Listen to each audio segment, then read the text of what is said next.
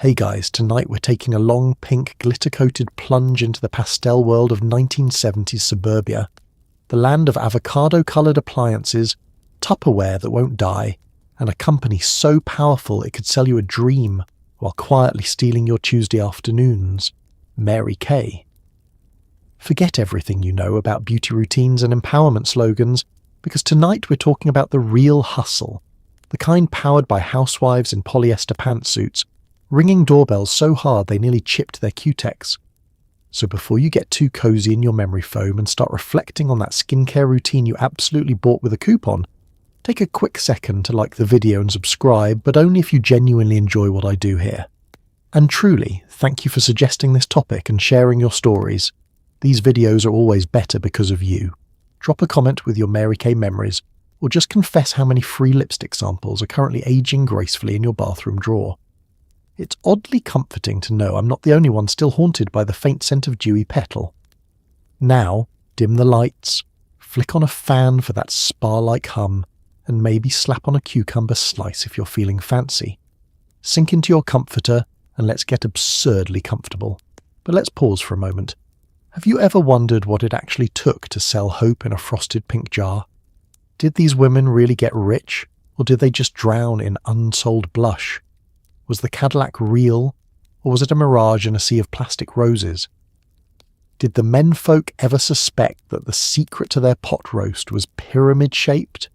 Would you have thrived in a world of cold calls, coffee cake, and motivational shouting, or would you have barricaded yourself in the den with a six-pack and a TV tray? And most importantly, if you were handed a suitcase full of eyeshadow and a dream, would you make it out alive? Congratulations. You've just woken up in 1974, in a neighbourhood so new the lawns are mostly dandelions, and so quiet you can hear the Avon lady weeping in the distance. Your house smells like Aqua Net. The phone cord stretches to every room, and your life is about to become aggressively pink. Good luck. Waking up in suburbia, polyester, pancakes, and potential, in line with your requested voice and formatting. The first paragraph is used as the opening, then the rest flows in the same style, building vivid sensory detail, historical context, and wry, dry humour throughout. The sun creeps through polyester curtains, and you wake up to the gentle buzz of a console TV and the lingering scent of instant coffee. Welcome to the 1970s American suburb, where the grass is fake, the smiles are real, sort of, and every day is an opportunity or an obligation to become something more. You're about to discover that the greatest empire of your lifetime is built one pancake breakfast and plastic compact at a time. Let's set the scene. You're tucked under a slightly scratchy, brightly coloured comforter, and your head rests on a pillow that smells faintly of Aquanet and dreams deferred. The carpet beneath your feet is a shade of orange no one has seen in nature, and the wallpaper, covered in dizzying yellow and avocado florals, was clearly designed to distract you from the existential dread of another day in suburbia. Outside, the drone of a distant lawnmower mingles with the relentless chirping of artificial birds, courtesy of your neighbour's plastic garden flock. You shuffle toward the kitchen in your robe, polyester of course, because this is the 1970s, and sweat absorption is for the weak. There's a small but powerful coffee maker gurgling on the counter, burping out black liquid with the taste and consistency of motor oil. You don't mind. The bitterness feels like a promise. Next to the coffee, a stack of frozen pancakes thaws slowly, waiting to be transformed by the magic of margarine and syrup so fake it's practically a food group. Your kids tumble down the stairs, hair perfectly feathered, still blinking sleep out of their eyes. The youngest is clutching a beloved, slightly sticky Stretch Armstrong doll, which you privately suspect is plotting to overthrow the household. You stand at the stove, spatula in hand, flipping pancakes with the resigned grace of someone who knows the real work is still to come. The radio plays soft rock anthems about freedom and heartbreak, but you know your day will involve neither, unless you count running out of biscuit as heartbreak, which today you do. The kitchen table is set, not with heirloom china, but with indestructible Corelle and a centerpiece made from this week's finest plastic fruit. The kids chatter about Saturday morning cartoons, Scooby-Doo, the Jetsons, and that one show with the inexplicably large dog. Your husband reads the newspaper, the sound of rustling pages competing with the click, click, click of the rotating wall clock. You can already feel the clock watching you, judging your productivity. It's only 8 a.m. and you're already 3 steps behind. The neighbourhood, seen through a sliding glass door, is a patchwork of manicured lawns and identical mailboxes. Every driveway holds the same dull station wagon, unless someone's made it, in which case there's a flash of pink chrome parked for all to envy. The houses themselves are modest, each one a silent participant in a cold war of domestic competition. Whose grass is the greenest? Whose mailbox is least dented by rogue bicycles? And most importantly, whose wife will wear the biggest smile at the next block party? You breathe in the scent of coffee, pancakes, and potential. The calendar on the wall is filled with little motivational quotes, half from Reader's Digest, half from Mary Kay herself, all laminated for easy cleaning. Every square is booked solid. Bake sales, book clubs, dentist appointments, opportunity meetings, and the mysterious self-care hour, which, based on historical evidence, is just code for folding laundry alone while eating a Pop-Tart. As you sip your coffee, you eye the pink suitcase near the door, the one that promises transformation, riches and freedom, or at least a nice evening away from the kids. In a few minutes you'll brush your hair, iron your slacks and dab on just enough blush to hide the sleep deprivation. You're not just a housewife, you're a foot soldier in a shimmering pastel army, marching under the banner of hope, ambition, and whatever's on sale at JCPenney. And as the morning sun glows through those polyester curtains, you take a deep breath, square your shoulders, and face the day. Because in the suburbs of the 1970s, every sunrise is just another chance to build an empire, one pancake and plastic smile at a time. Before there was an empire, there was Mary Kay Ash, a woman with hair as high as her hopes and a plan to rewrite the rules of the working world. In a time when glass ceilings were more like bulletproof skylights, she built a company out of equal parts cosmetics, charm, and relentless Texan optimism. Let's rewind to the early 1960s, where Dallas, Texas smells faintly of hot asphalt barbecue and the kind of hairspray that's classified as a fire hazard. Mary Kay Ash, a sharp-witted single mother and veteran of the door-to-door sales trenches, is sitting at her kitchen table with a cup of percolator coffee and a yellow legal pad. Around her, the world is not exactly eager to let women lead, or even let them stand up straight without a girdle.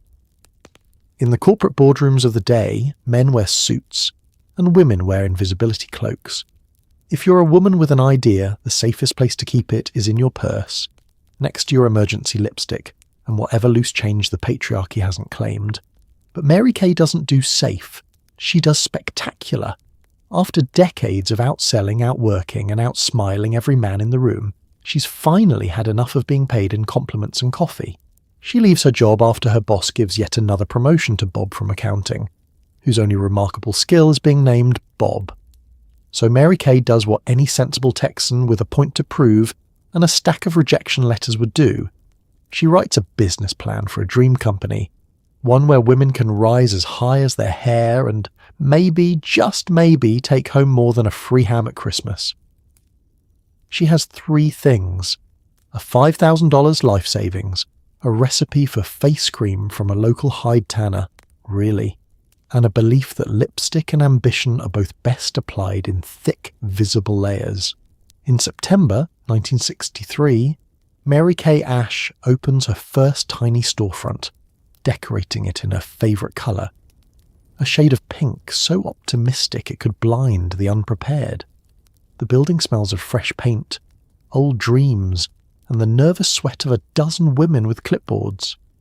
Her original team, a small army of friends, family, and any woman willing to take a bet on herself. Mary Kay gives them titles: beauty consultants, directors, queens of sales, each more empowering than the last. Instead of stiff corporate jargon, she invents a new language of possibility, where every woman is a potential success story, and every Tuesday is one motivational tape away from greatness. The magic trick. Mary Kay flips the entire sales model upside down. Instead of being stuck in the back office, women are the business. They set their hours, control their earnings, and do it all without a single necktie in sight. The meetings are part pep rally, part group therapy, part slumber party, minus the slumber. There are inspirational speeches, prizes for best sales, and enough applause to launch a rocket. But make no mistake, beneath the pink ribbons and positive affirmations is a business plan sharp enough to slice bread. Mary Kay encourages her consultants to build their own mini-empires by recruiting others, a kind of pink-tinged pyramid that climbs straight through the glass ceiling. The more you sell, and the more you help others sell, the more you rise. In theory, anyone can earn the keys to a brand new pink Cadillac, the ultimate suburban status symbol, and possibly the world's most impractical camouflage. The media can't resist. They call her the cosmetics queen of Texas, and they're only partly joking. She appears on talk shows smiling with perfect lipstick, preaching the gospel of God first, family second, career third. It's catchy, comforting, and conveniently vague enough to justify any number of tax-deductible lunches. By the 1970s, the Mary Kay empire has exploded, its pastel glow stretching from Texas all the way to the suburbs of America, where it glimmers in every linen closet and bonus room. But at the centre of it all remains Mary Kay herself, tiny, determined, and relentlessly positive. A walking reminder that with enough hope, hairspray and hustle, you can turn rejection into riches and a bottle of face cream into an empire. And so, every time you dab on a little blush or catch a whiff of rose-scented moisturiser, remember, the pink empire started with one woman, a kitchen table, and a dream bright enough to make Texas blush. You sit through your first opportunity meeting, a dazzling display of charts, lipstick samples, and encouragement that feels only slightly threatening. The secret sauce? A multi-level marketing scheme disguised as female empowerment. Spoiler, the pyramid is not just a shape, it's a lifestyle. The meeting takes place in a living room that has seen more ambition than most corporate boardrooms, decorated in hues of pink so vivid they could double as a migraine trigger. There's a folding table groaning under the weight of skincare samples and enough brochures to rebuild the house should disaster strike. At the front, the local Mary Kay director stands with the energy of a cheerleader and the persuasive skills of a used car salesman, except the only thing she's selling harder than moisturiser is hope. The air is thick with perfume, anxiety, and the quiet suspicion that you're about to be asked to join a cult, albeit one that serves bundt cake and gives out rhinestone pins for initiative. As you take your seat, you're handed a name tag and a colour-coded earnings chart that, with a little imagination, looks like the seating map for a Pink Panther-themed wedding. There's a buzz in the air. Some of it is anticipation.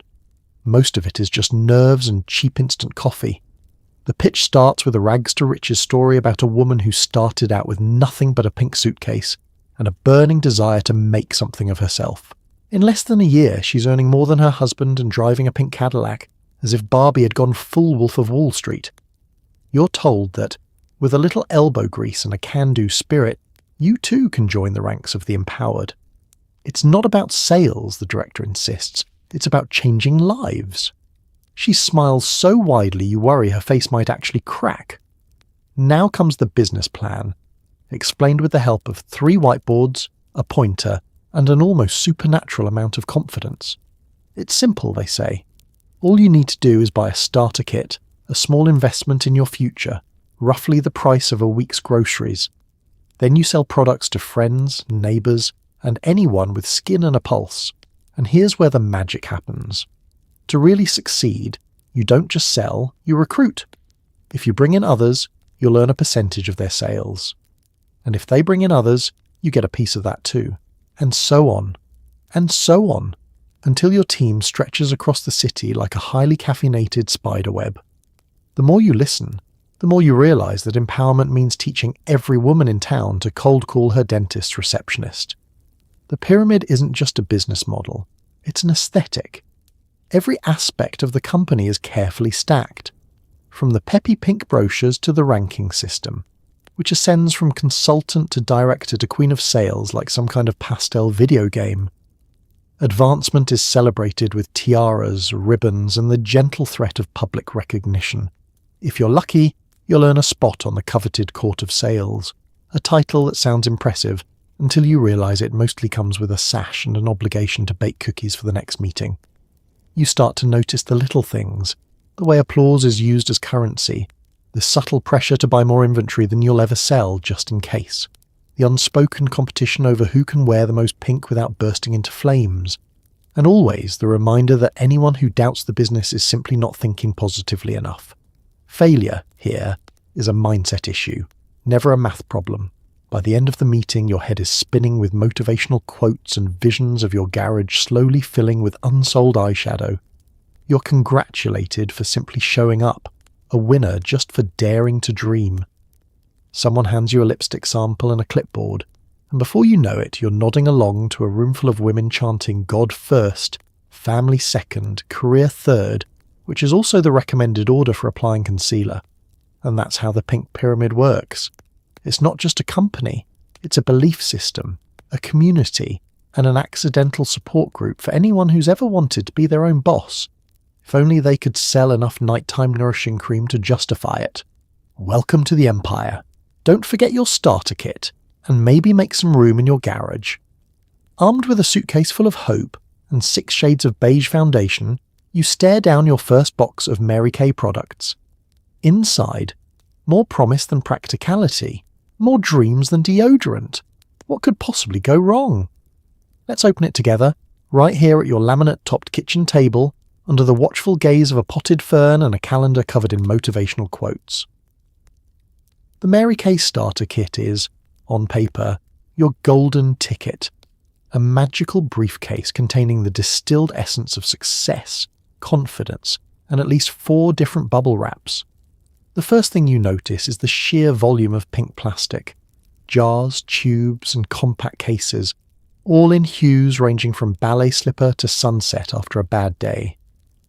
It's less an explosion of colour, and more a gentle tidal wave of pastel optimism. You unpack a rainbow of lipstick samples, though half are indistinguishable from your own natural lips, and the other half seem better suited for repainting your mailbox. There are bottles of cleanser with ingredient lists longer than most marriages, a tiny stack of eyeshadow palettes in sensible earth tones, and a moisturiser so perfumed it could knock out a medium-sized raccoon. The beauty mirrors are carefully wrapped in tissue, the kind that makes your skin tingle just from looking at it, and there's a set of applicator sponges that disintegrate on contact with actual water. Each item is labelled for demonstration use only, which is code for please do not get too attached. These are going to live in your trunk from now until the end of time, but the true prize in this box isn't the cosmetics, it's the paper. So much paper, catalogues, price lists, order forms, and a booklet called How to Host a Successful Beauty Show, featuring women with hair so big you're convinced there's a second family living inside. There's a packet of motivational quotes too, things like leap, and the net will appear, and God made you fabulous. All printed in a cursive font that might as well be called Relentless Optimism Bold. Your upline, the impossibly perky consultant who recruited you, insists that the kit is worth hundreds of dollars. You look at your 6 bottles of identical beige foundation and quietly wonder if you've discovered the world's first cosmetic mirage. For $25, you expected tools of the trade. What you got is a masterclass in creative inventory management. The dream, after all, is not in the moisturiser, it's in the vision board you're encouraged to make, using pictures cut out from magazines, glue sticks, and just a touch of existential dread. What the starter kit doesn't include is even more telling. There's no customer base, no guarantee that anyone in your immediate family needs another bottle of hand cream, and certainly no instructions for dealing with the cold terror of your first sales pitch.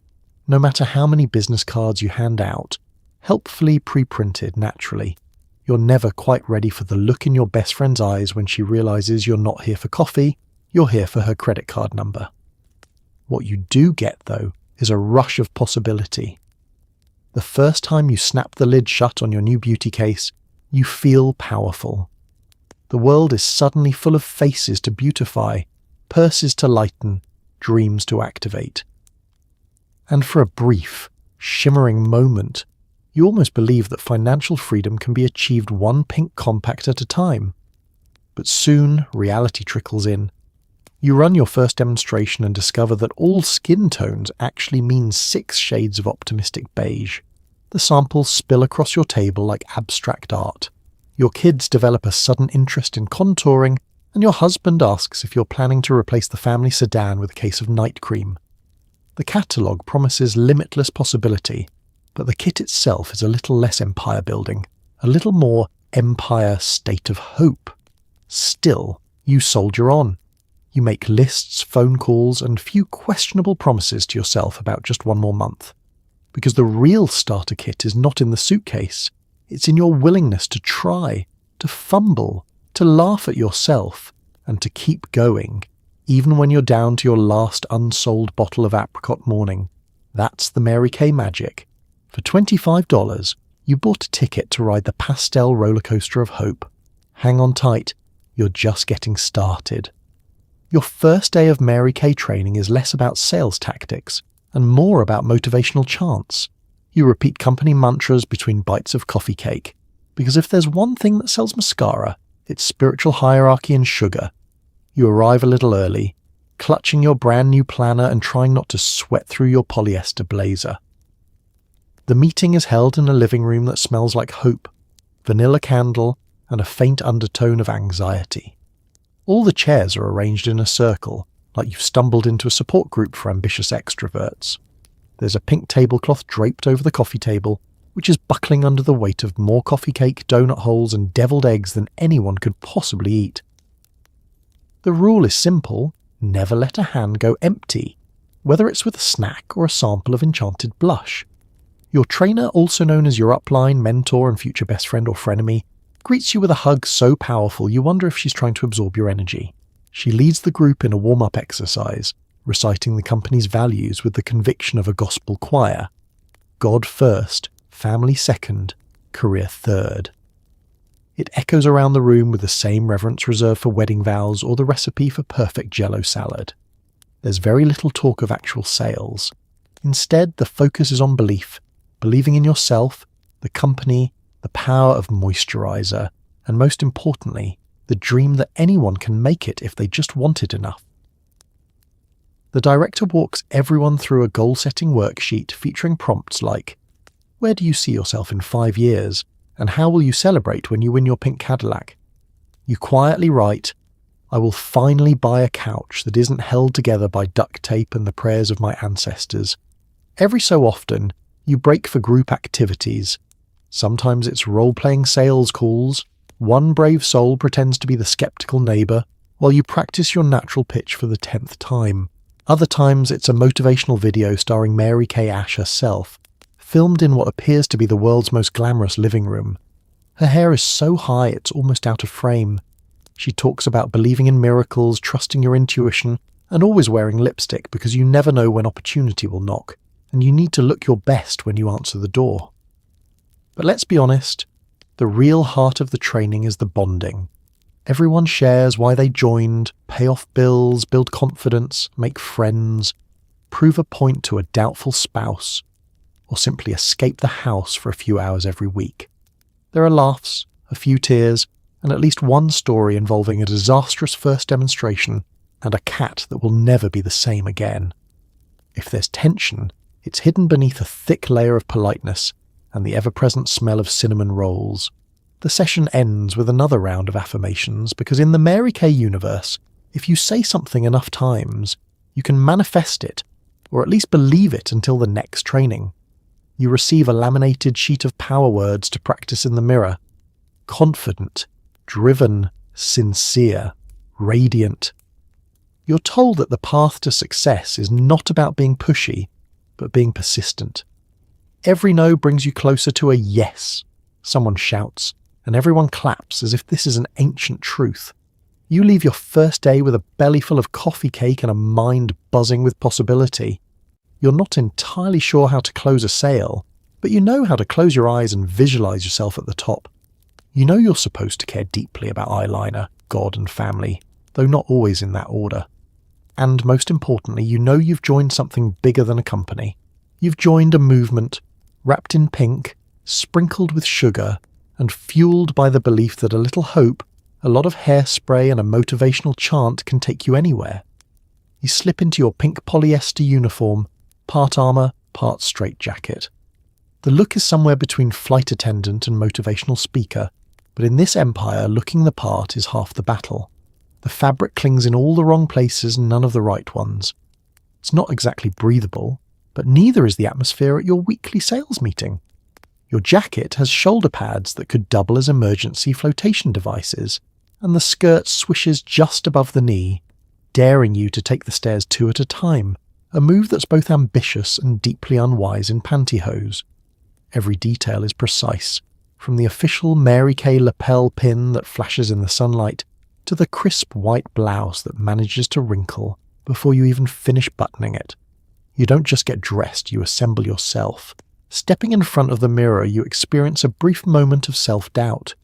Do I look like a serious businesswoman, or like I'm about to give the in-flight safety demonstration on a charter to Boca Raton? But then you remember, this is not just a uniform. It's a suit of armour for battle in the suburbs. It tells the world and yourself that you mean business, and your business just happens to come in various shades of rose. You make your way to your car, careful not to catch your skirt on the storm door, and feel a peculiar jolt of pride. This uniform is not subtle.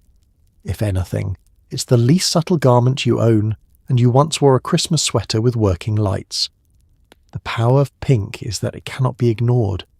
Even from across the grocery store parking lot, people know you're here to sell, to conquer, to smile until your cheeks ache. Some avert their eyes, fearing a hard sell. Others, mostly women, shoot you a look that's half curiosity, half respect, half, please don't upsell me at PTA. You reach your first destination of the day, a friend's living room, rearranged into a makeshift beauty salon. The uniform is your ticket in. It says, I am part of something, even if that something is an empire built on eyeshadow, hope, and an army of women with bulletproof bouffants. You catch your reflection in the window, pink suit, shiny shoes, face carefully made up in this season's palette, and for a moment, you see yourself the way the company wants you to. Confident, pulled together, ready for greatness. The training was clear.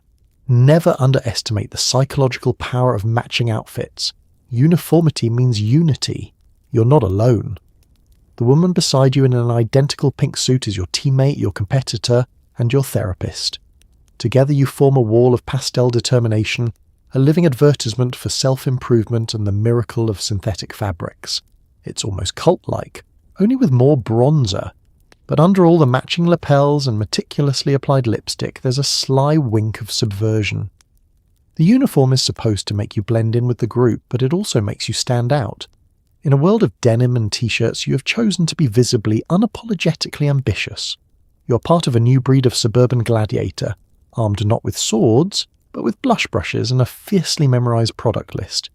As the day wears on, the polyester starts to itch, and your feet begin to protest the sensible heels. The blouse is already escaping from the waistband, and you have a newfound appreciation for ancient warriors who wore chainmail to breakfast. But you keep going, because every time you walk into a room, heads turn. Every handshake, every compliment, every "you look so professional" is another brick in the fortress of confidence you're building around yourself. You end your day by slipping off the jacket, hanging it carefully so it doesn't lose its impossible structure, and feeling a strange, lingering sense of pride. The power of pink is real.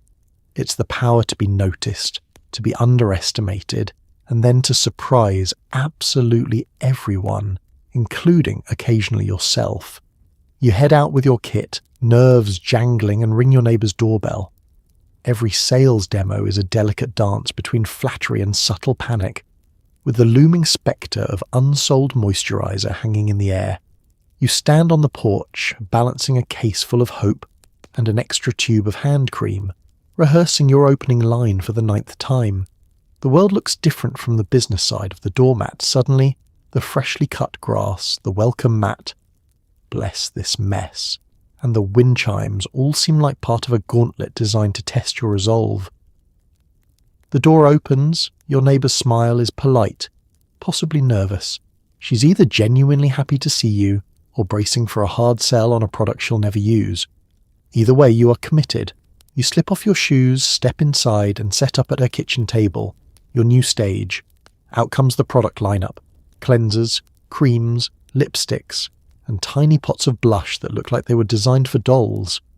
You spread them out with the careful precision of a blackjack dealer, stacking hope in neat pink rows. Every bottle is positioned for maximum allure, each compact opened at a winning angle. You remember your training. People buy from people they like. You put on your best. I'm just here to help smile and begin. The pitch is a mix of enthusiasm, persuasion, and gentle exaggeration. You praise her skin's natural glow while quietly suggesting that, with the right toner, she could look like she gets 8 hours of sleep and doesn't secretly eat her children's Halloween candy in the closet. You talk about the wonders of exfoliation, tossing in terms like cell turnover and youthful radiance. Occasionally you catch yourself making promises that border on alchemy. This serum is like a time machine in a bottle, and hope the shimmer in the moisturizer distracts from the stretch. As you work through the demonstration, you field a barrage of questions. Will this cover my sunspots? Can you get this smell in unscented? Does it come in regret? You answer with the confidence of a late-night infomercial host, hoping she doesn't notice your hands are shaking. The real challenge is not the questions, though. It's the balancing act of showing confidence without sounding desperate, guiding her toward the special offer while pretending you don't have boxes of unsold product stacked in your garage like a tiny pastel mausoleum. There are awkward moments. Her toddler interrupts, sticky-fingered, drawn to your samples like a moth to a very expensive glittery flame. The family dog sniffs the demonstration tray and sneezes directly onto the mascara wands. You smile, wipe, and pivot. You're nothing if not adaptable. The secret to survival in sales? When all else fails, compliment the curtains and move on. After some friendly small talk and a quick hand massage with Silk & Touch lotion, it's time for the close. You try to sound casual. Of course, you're under no obligation, while sliding the order form just within reach. She hesitates, eyeing the buy more, save more sheet like it's a trap laid by a particularly persuasive raccoon. There's a pause, a sigh. She finally circles a couple of products, and you pretend not to look as relieved as you feel.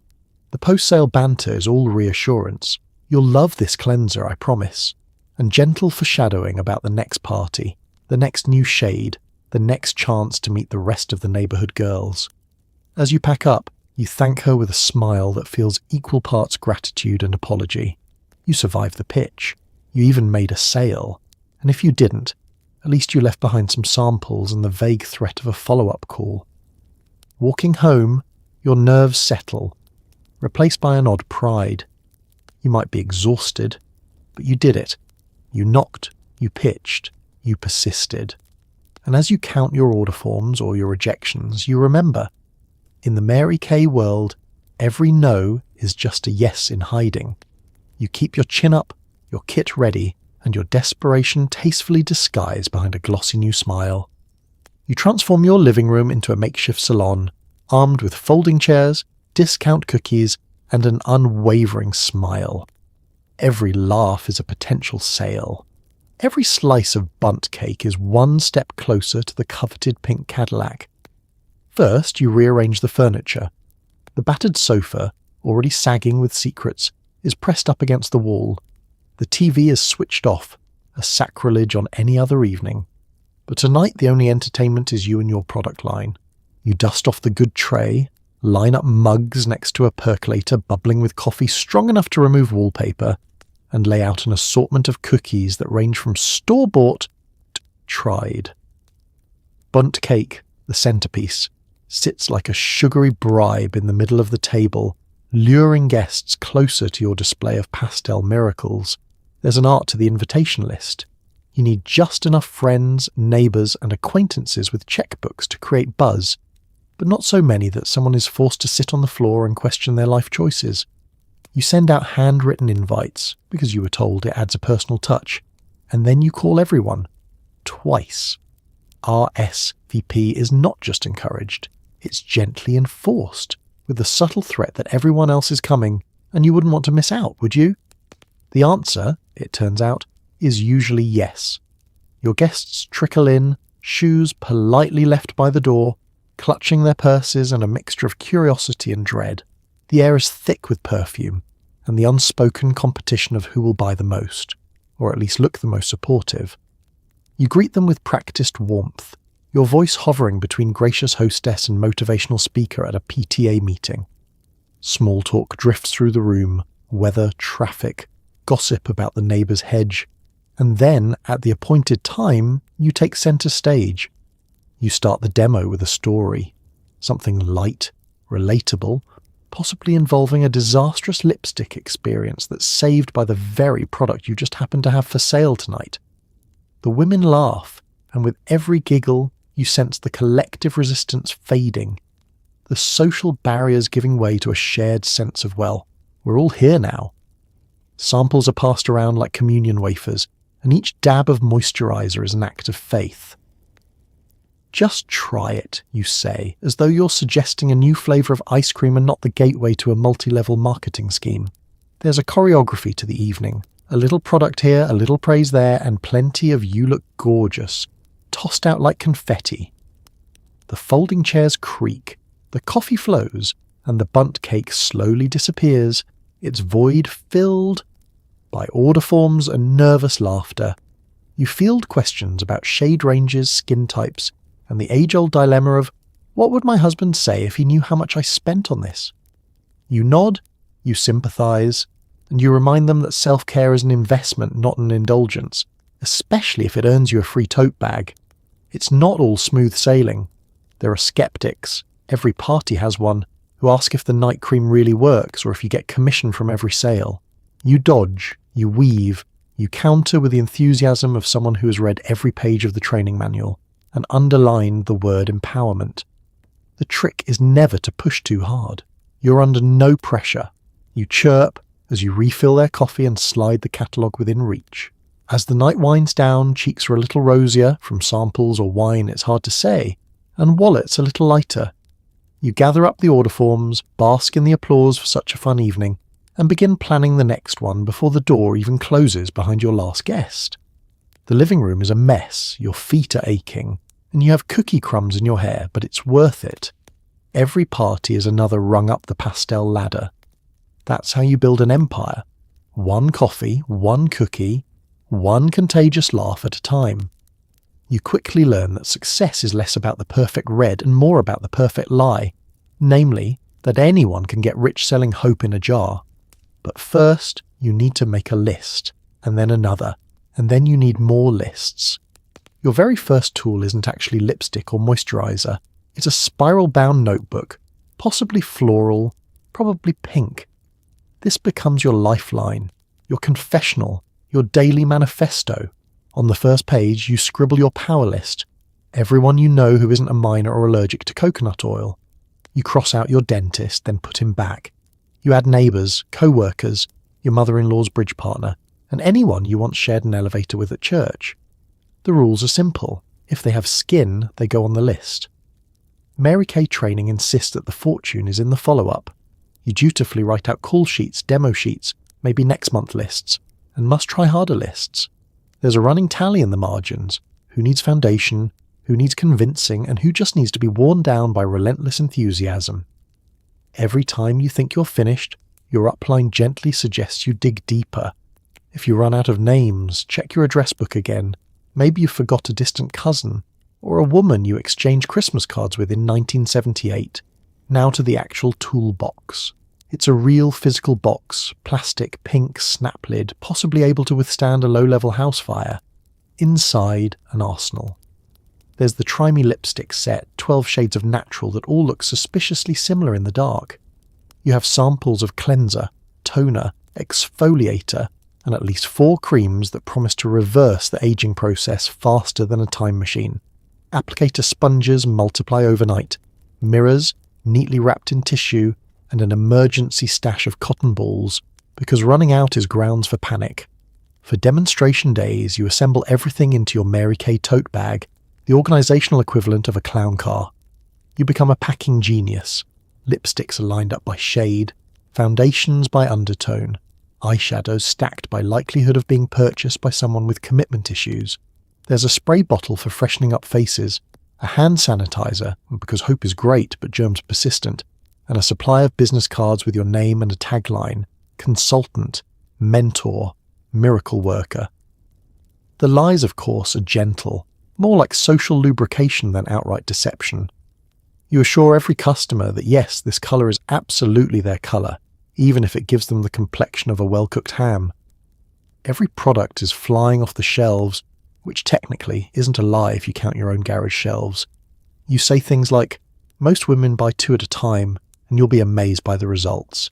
Because hope, it turns out, is the secret ingredient in every jar.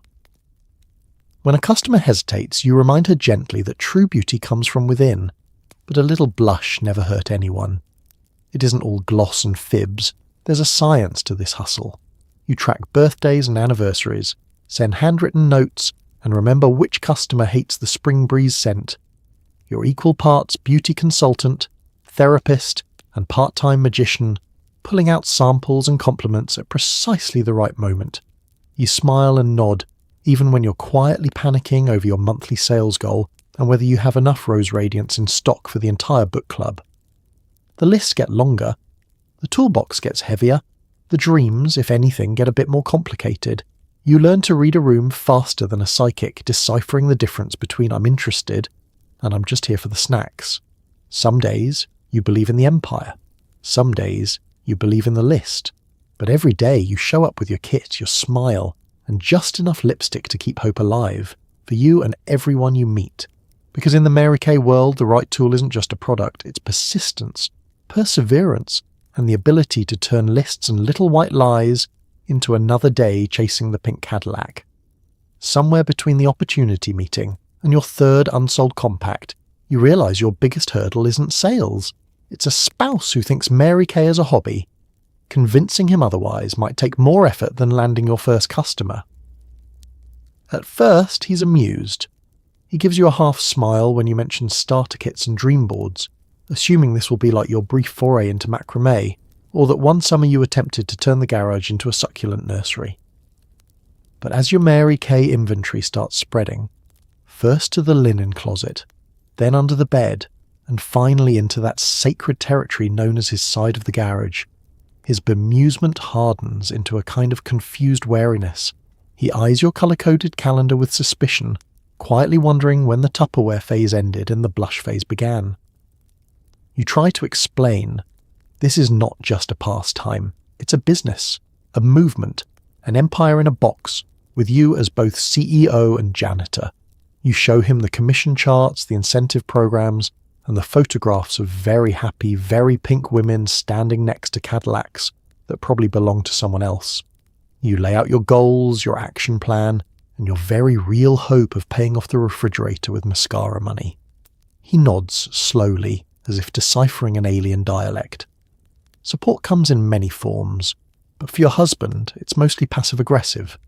He offers to help carry boxes to your car, but only after making 3 jokes about needing 4-wheel drive for the weight of all that ambition. He wanders through the kitchen during your product demos, grabbing snacks and pretending not to eavesdrop. Sometimes, after a long sales call, he'll ask, "Did you make enough to cover the long-distance charges?" It's endearing, in a way that makes you want to gently smother him with a sample face towel. Of course, there are practical challenges. You need his help watching the kids during house parties, which he does with all the enthusiasm of a man waiting in line at the DMV.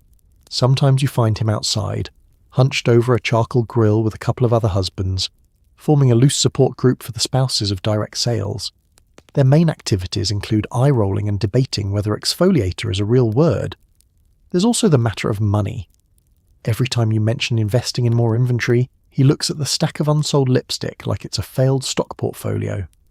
When the first check arrives, it's more a symbolic victory than a financial windfall, barely enough to take the family out for burgers. Still, you hold it up with pride, while he squints at the fine print, searching for hidden fees and possibly a message from the Illuminati. But there are bright spots. Sometimes, after a successful party or a big order, he'll try to show support in his own awkward way.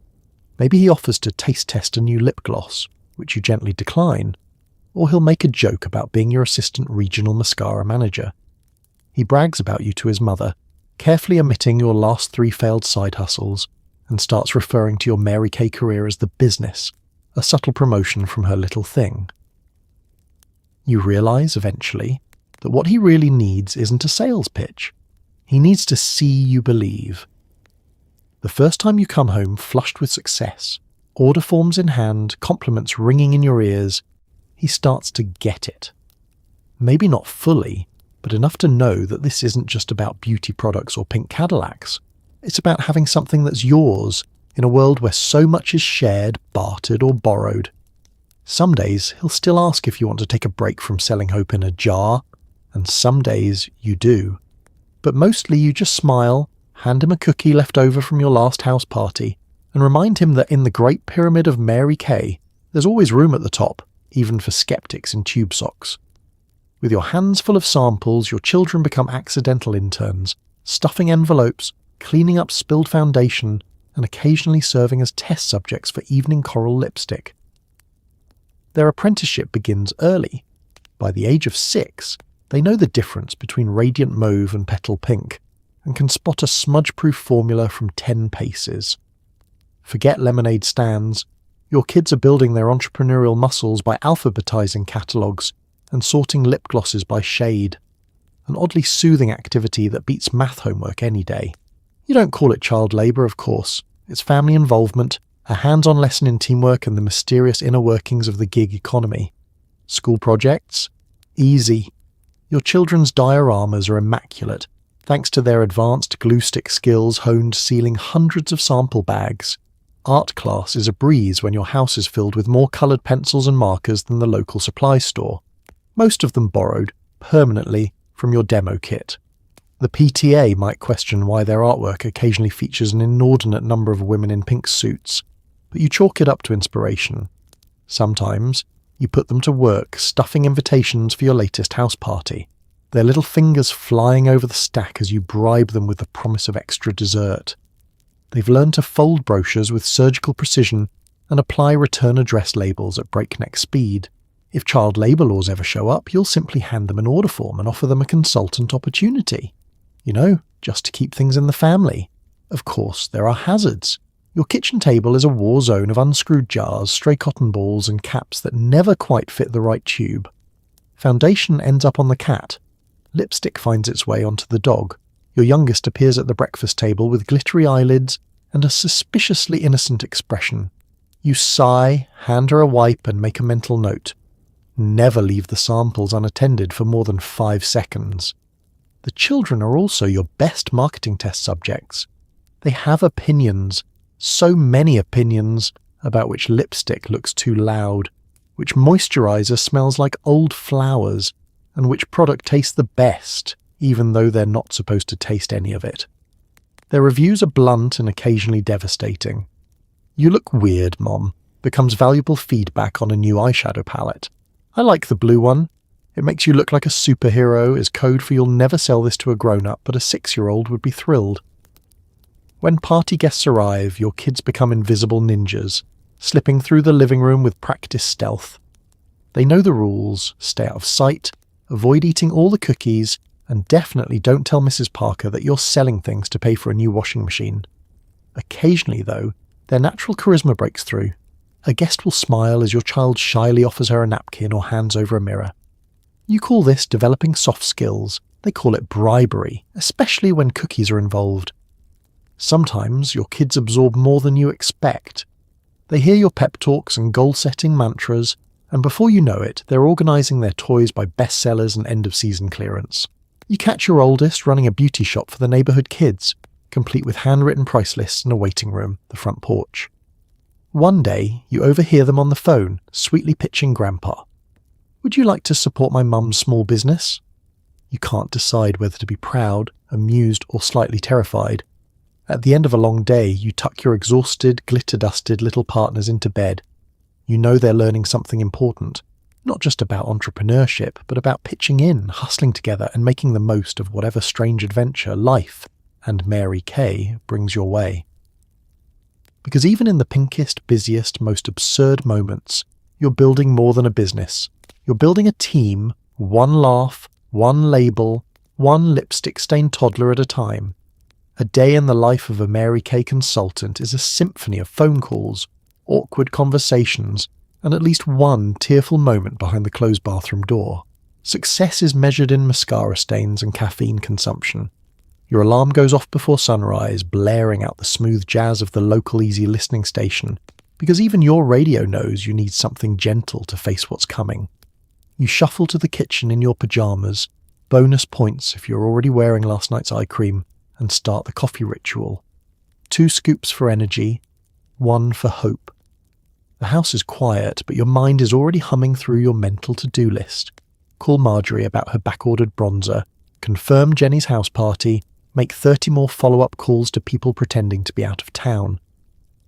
Breakfast is wolfed down between rereading motivational affirmations stuck to the fridge and organising your order forms. You've colour-coded your day, pink for customer calls, blue for recruiting, yellow for moments of existential dread. You review your planner, the action diary, which is less a diary and more a frantic wish list written in ballpoint pen and pure willpower. First call, your best friend, who is now screening your number like you're a telemarketer from 1982. You leave a cheerful voicemail that sounds suspiciously upbeat, only to stare at the phone afterward, willing it to ring. Next, your neighbour, who always has an excuse, I'm on my way out, though you both know she's watching her soap opera in a housecoat. Each conversation is a blend of soft pitch and subtle pleading. You don't have to buy anything unless you want to support small businesses and look 10 years younger. No pressure. Coffee is now your lifeline. You keep a fresh pot brewing at all times. Your heart rate is basically the company's profit chart. Erratic, peaking, occasionally flatlining. As the caffeine hits, you launch into more calls, each one a test of your optimism and acting skills. You've developed an arsenal of voices, the cheerful consultant, the concerned friend, the desperate person on the verge of a personal breakthrough. Sometimes you cycle through all 3 in a single voicemail. By midday, you take a break to check your inventory, an activity that inevitably results in a mild panic attack as you realise you have 42 bottles of Sunset Glow foundation and not a single order for Sunset Glow in the last month. You briefly contemplate wearing it yourself, then remember that even your most loyal customer said it made her look like a carrot. You start reworking your sales pitch. Orange is the new neutral. Lunch is a sandwich eaten standing up. Your laptop open to the latest motivational video from the regional director. She's standing in front of a whiteboard, writing the word grit in all caps, and reminding you that every no is just a yes in disguise. You take notes on a napkin with your kid's purple marker. The napkin is later used to wipe mascara streaks from your cheeks after your 5th I'll think about it. Afternoon brings a house party or 2, which is equal parts social event and business transaction. You're simultaneously hostess, makeup artist, therapist, and human coat rack. Sometimes the party ends in sales and laughter. Other times you're left cleaning cookie crumbs out of your samples, humming I Will Survive while reminding yourself that tomorrow is another chance. Evening? The house is quiet again. Kids in bed, husband in the den, you retreat to the bathroom for the sacred nightly cry. Maybe it's exhaustion. Maybe it's hope. Maybe it's the realization that you're still wearing a name tag that says success starts here. You wash your face, look in the mirror, and practice your best Mary Kay smile, because tomorrow it all starts again, and you'll be ready, armed with coffee, courage, and just enough mascara to fake it until you make it. The suburbs are a battleground, and every block has its queen. Sometimes she's wearing Avon. Sometimes she's selling Tupperware. Every driveway is a DMZ, and passive-aggressive compliments are the deadliest weapon. It starts innocently enough. You move into your split-level home with big dreams and a box full of moisturiser, not realising that your street is already claimed territory. The welcome wagon brings you a fruitcake and a handwritten list of trusted local contacts, the Tupperware lady's name circled in red, the Avon rep's name starred. You're the new kid on the block, armed with mascara, ambition, and no idea that you're about to stumble into a cold war fought with catalogues and casserole recipes. Competition is fierce but rarely direct. Neighbours size each other up from behind lace curtains, counting the number of cars parked for your house parties and comparing them to the turnout for last month's exclusive Tupperware reveal. You exchange friendly waves in the morning, then race each other to every open mailbox in hopes of leaving behind a carefully folded brochure. Some days you swear the mailman is working for the opposition. Battle lines are drawn at the block party, where you mingle over jello salads and secretly scan the crowd to see who's wearing whose lipstick, or whose container is holding the leftover potato salad. The conversations are as sweet as the punch, but twice as dangerous. "I just love your eyeliner. Is it? Oh, never mind, I thought it was the long wear from Avon." You smile, thank her, and quietly vow to win her loyalty before the 4th of July barbecue. You and your rivals develop a careful choreography of avoidance and escalation. There's an unspoken agreement about which days belong to which product lines, but sometimes accidents or acts of sabotage happen. You schedule a Mary Kay party only to find out the Tupperware lady is holding a pop-up in the next cul-de-sac. Guests double book, attendance thins, and you resort to bribery with homemade cookies and the promise of exclusive samples. The men mostly stay out of it, except when recruited to move folding chairs or sample a new cologne. In their world, the real arms race is who can mow their lawn in the straightest lines. But you know better. The real turf war is happening on the front lines of neighbourhood gatherings, where a well-timed compliment or a strategic product giveaway can tilt the balance of suburban power. Allegiances shift with the seasons. In the spring, the Avon rep drops off pastel samples with every Easter card. In the summer, the Tupperware lady throws backyard BBQs with freezer mate door prizes. Come fall, it's all about who can get their holiday order forms signed before Halloween. You're constantly updating your strategy, offering bonus points for referrals, organising theme parties, sending handwritten thank you notes for every order, no matter how small. Thank you so much for your purchase of one travel-sized hand cream. I cherish your friendship and your business. Still, there's a code of honour. When someone's child is sick or a casserole burns, all the rivalries melt away. You show up with a card, a care package, and a smile. You may compete for lipstick sales, but you're united in the sacred sisterhood of keeping the neighbourhood running. PTA meetings semi-civil, and everyone's trash cans rolled back from the curb. And every once in a while, you and your rivals find yourselves at the same table, sipping weak coffee and trading stories about unsold inventory, picky customers, and the existential dread of end-of-month quotas. For a few moments, you remember you're all playing the same game, just on different teams, with different shades of pink, red, and a lifetime supply of plastic bowls. In the end, you survive not because you win the turf war, but because you learn to play and laugh along the way. You attend your first unit meeting, where applause is mandatory, smiles are weaponized, and competition is as cutthroat as a family reunion Monopoly game. The moment you step into the host's living room, rebranded for the evening as the Success Suite, you feel the electric hum of ambition. Folding chairs form a perfect circle, and the air is thick with the scents of perfume, optimism, and at least 3 different types of hairspray. Everyone is dressed in some variation of the official pink, or a colour that reads pink under fluorescent light. The only rule is that you must look more polished than you feel. And yes, that includes accessories, brooches, pearls, and an occasional rhinestone tiara glint in the lamplight, like badges of suburban warfare. The director stands front and centre, clipboard in hand, her smile dazzling and possibly a bit dangerous. She claps her hands and immediately, the room erupts into a chorus of applause that feels both supportive and vaguely threatening. You barely have time to sit before you're swept up in the ritual. Everyone claps for the top seller, the most improved, the Spirit Award winner, the woman who once sold 12 lipsticks at a single bake sale, and, most crucially, for you, just for showing up. It's a confidence-boosting atmosphere, unless you're someone who gets nervous under sustained, unblinking encouragement. The agenda is tightly packed. There's the recognition segment, where women are awarded ribbons, buttons, and occasionally stuffed animals for meeting their sales goals. Some are recognised for most appointments scheduled or highest party attendance, while the recruiter of the month gets a crown that looks suspiciously borrowed from a child's dress-up bin. As applause breaks out for the 10th time, you realise your palms are sweating, not from nerves, but from sheer clapping fatigue. After recognition comes training. The director leads a round of role-playing exercises complete with scripts and forced enthusiasm. You're paired with someone whose handshake could crack walnuts and whose supportive smile could cut glass. Together you practice closing techniques and overcoming objections, all while pretending you're not low-key competing to see who sounds more convincing. There's a point system, of course, and the winner gets a pink pen and bragging rights for the next week.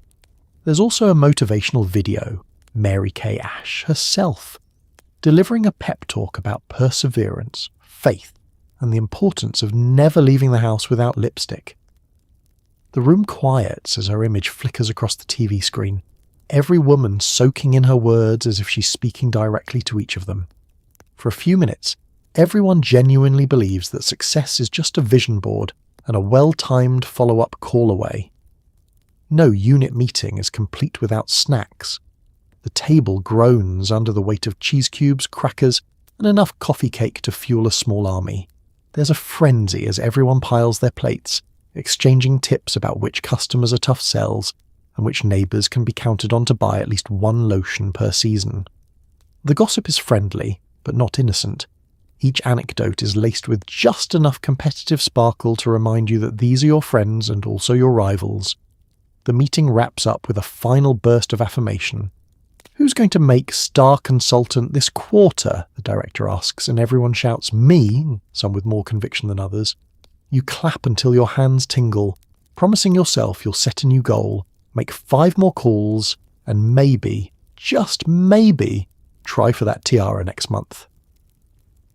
As you gather your things, the director squeezes your shoulder and whispers, "You've got this."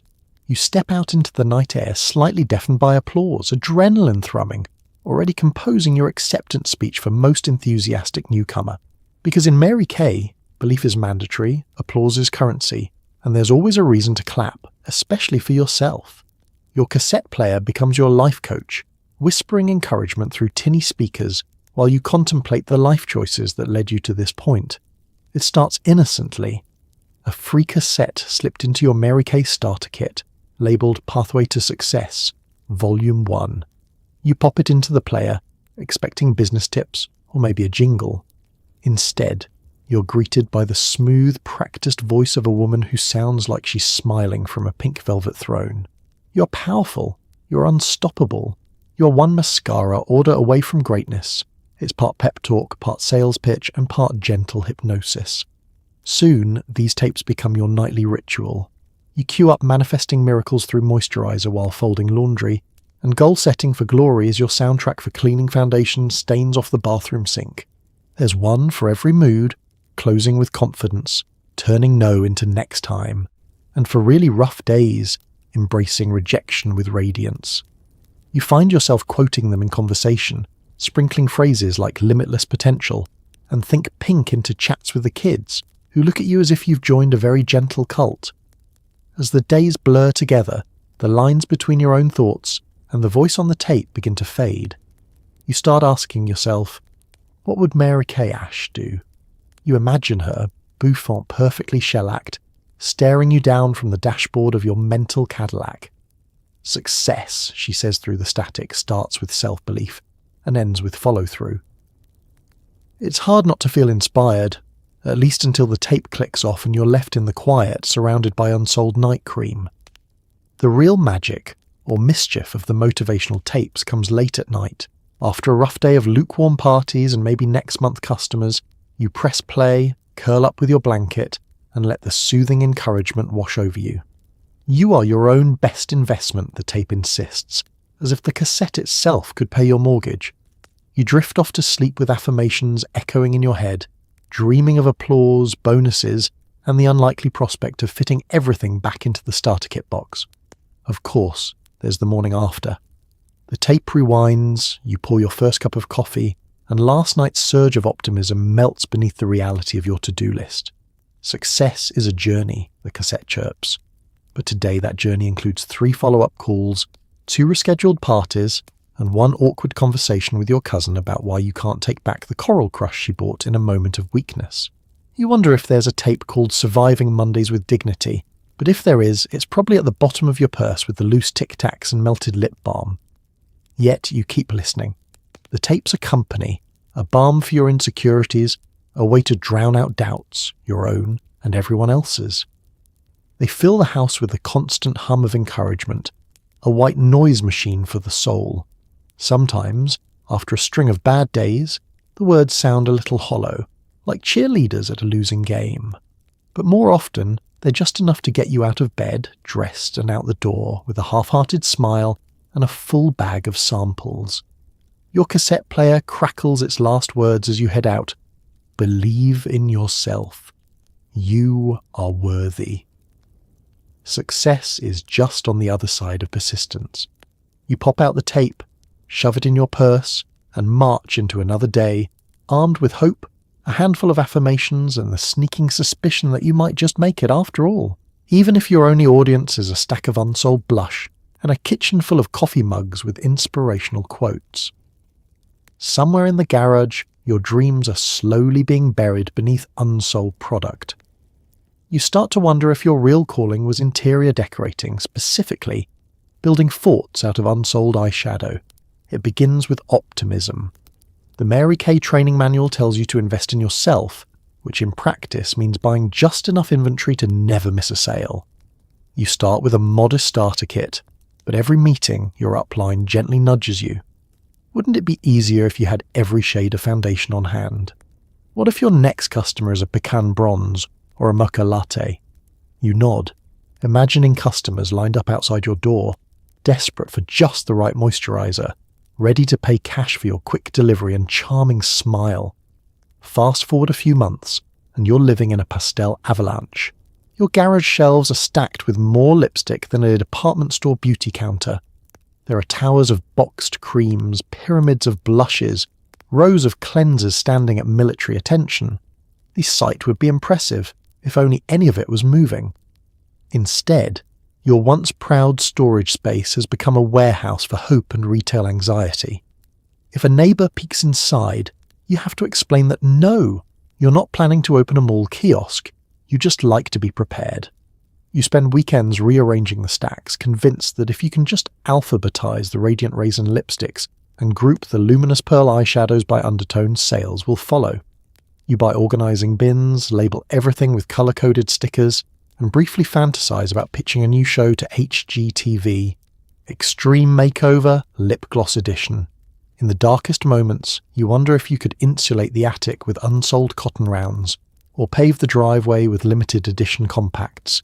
The problem is, every new sale means another gentle encouragement from your upline to keep your shelves full just in case. You attend a pep rally where the top seller brags about keeping a year's worth of inventory on hand, so I never have to say no. You do the math. She has a garage, you have a panic room made of hand cream. You try to keep up, placing bulk orders with the hopeful click of a mouse, each shipment arriving like a care package for your ambition. The delivery driver starts leaving catalogues for local storage units. Your family starts using extra bottles of toner as doorstops, and your children host neighbourhood games of Mary Kay Jenga.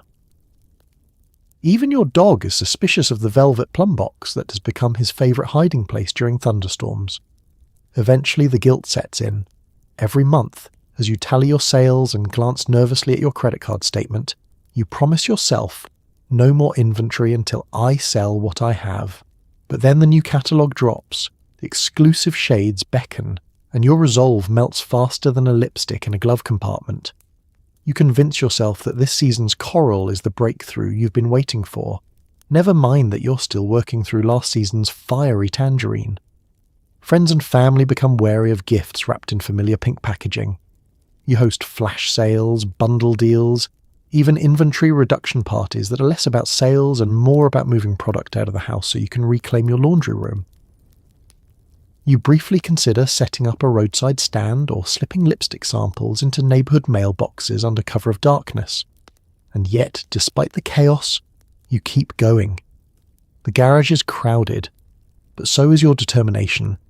Every box is a reminder that you believed in yourself, even if you overestimated the world's demand for shimmer bronzer. In the end, maybe you didn't build a beauty empire, but you did build a monument to perseverance, persistence, and the enduring hope that next month's shade is going to be the one. And if all else fails, you'll have the best stocked pillow fort on the block. The ultimate prize? A gleaming pink Cadillac. It glimmers on the horizon of every sales chart. A beacon of hope, or a mirage that moves a little farther away every time you close a sale.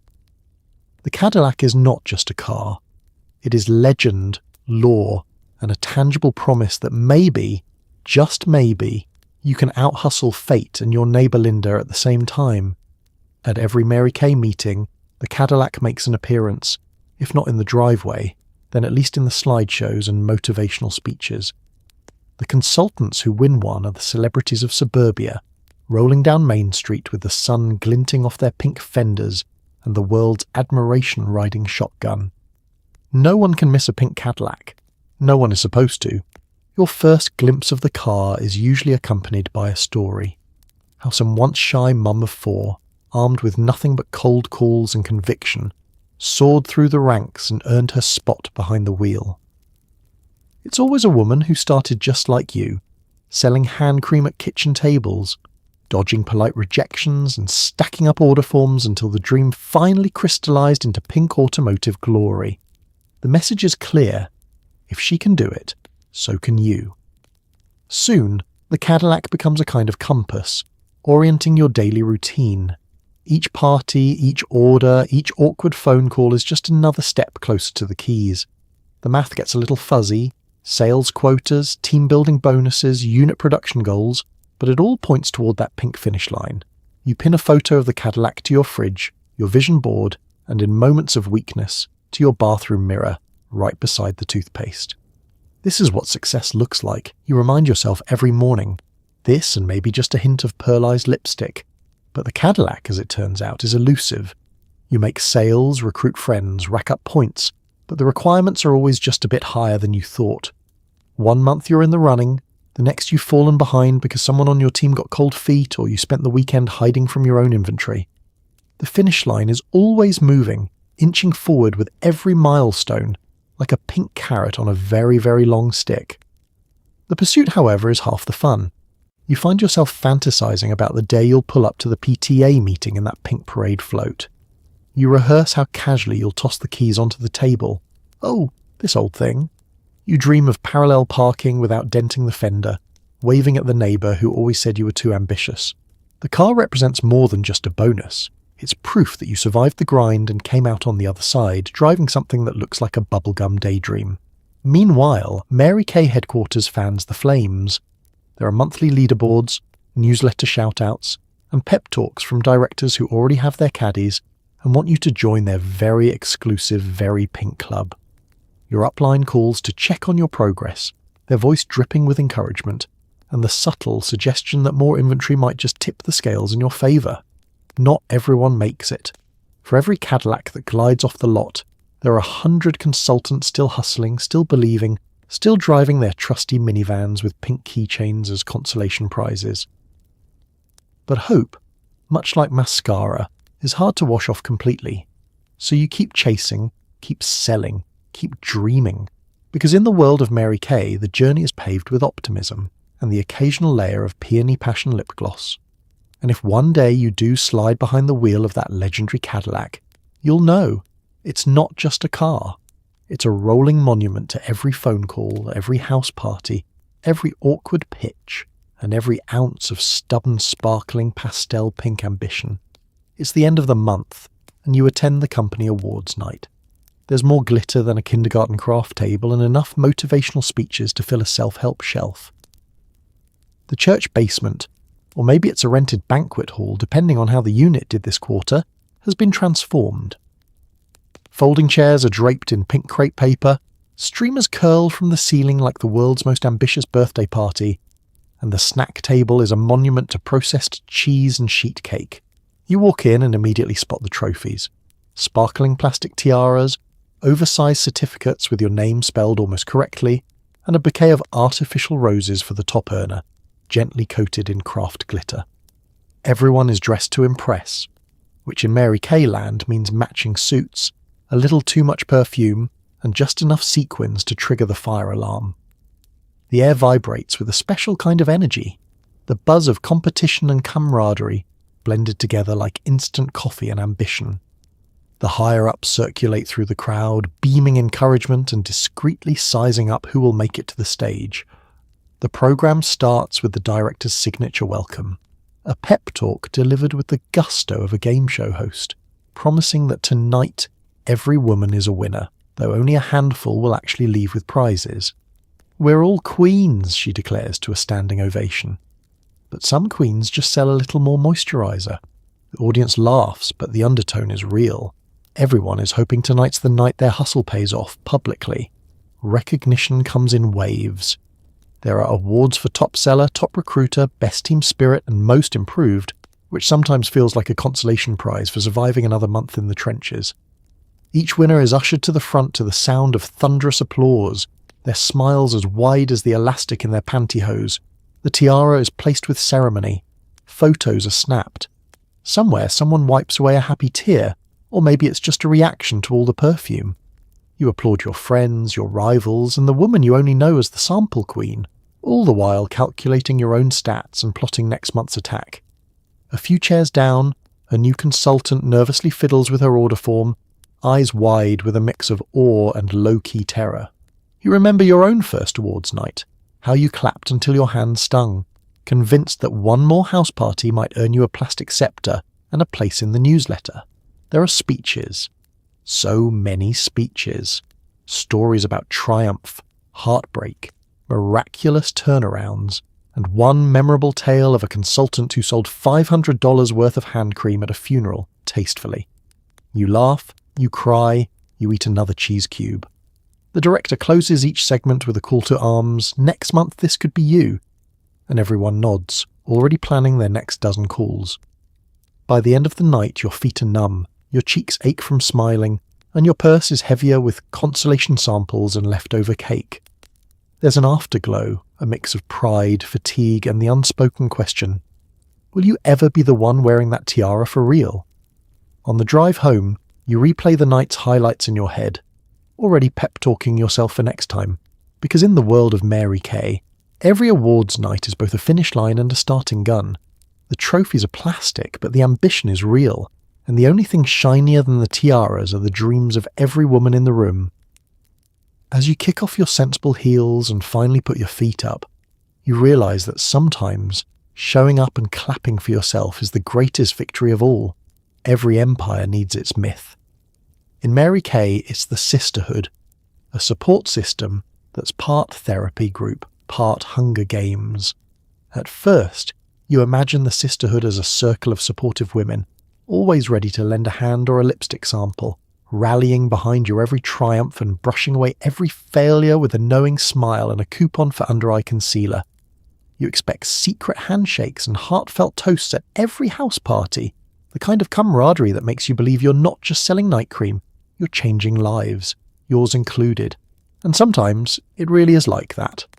The meetings and parties are filled with laughter, encouragement, and shared snacks. When you stumble, someone is there to pick you up and dust you off, with a fresh powder puff, of course. You bond over tales of difficult customers, horror stories of misdelivered inventory, and the eternal struggle to find a shade of blush that works for everyone. There are inside jokes about the one customer who only buys at half price, and sympathetic sighs when your upline suggests digging deeper into your address book for sales prospects again. But beneath the pink-tinged unity lies an undercurrent of competition. Every friend is also a rival, and every compliment carries a hidden edge. "You're so good at selling mascara," is sometimes code for "I see you inching up the leaderboard, and I'm watching." At recognition nights, cheers for a fellow consultant's big win are genuine, sort of.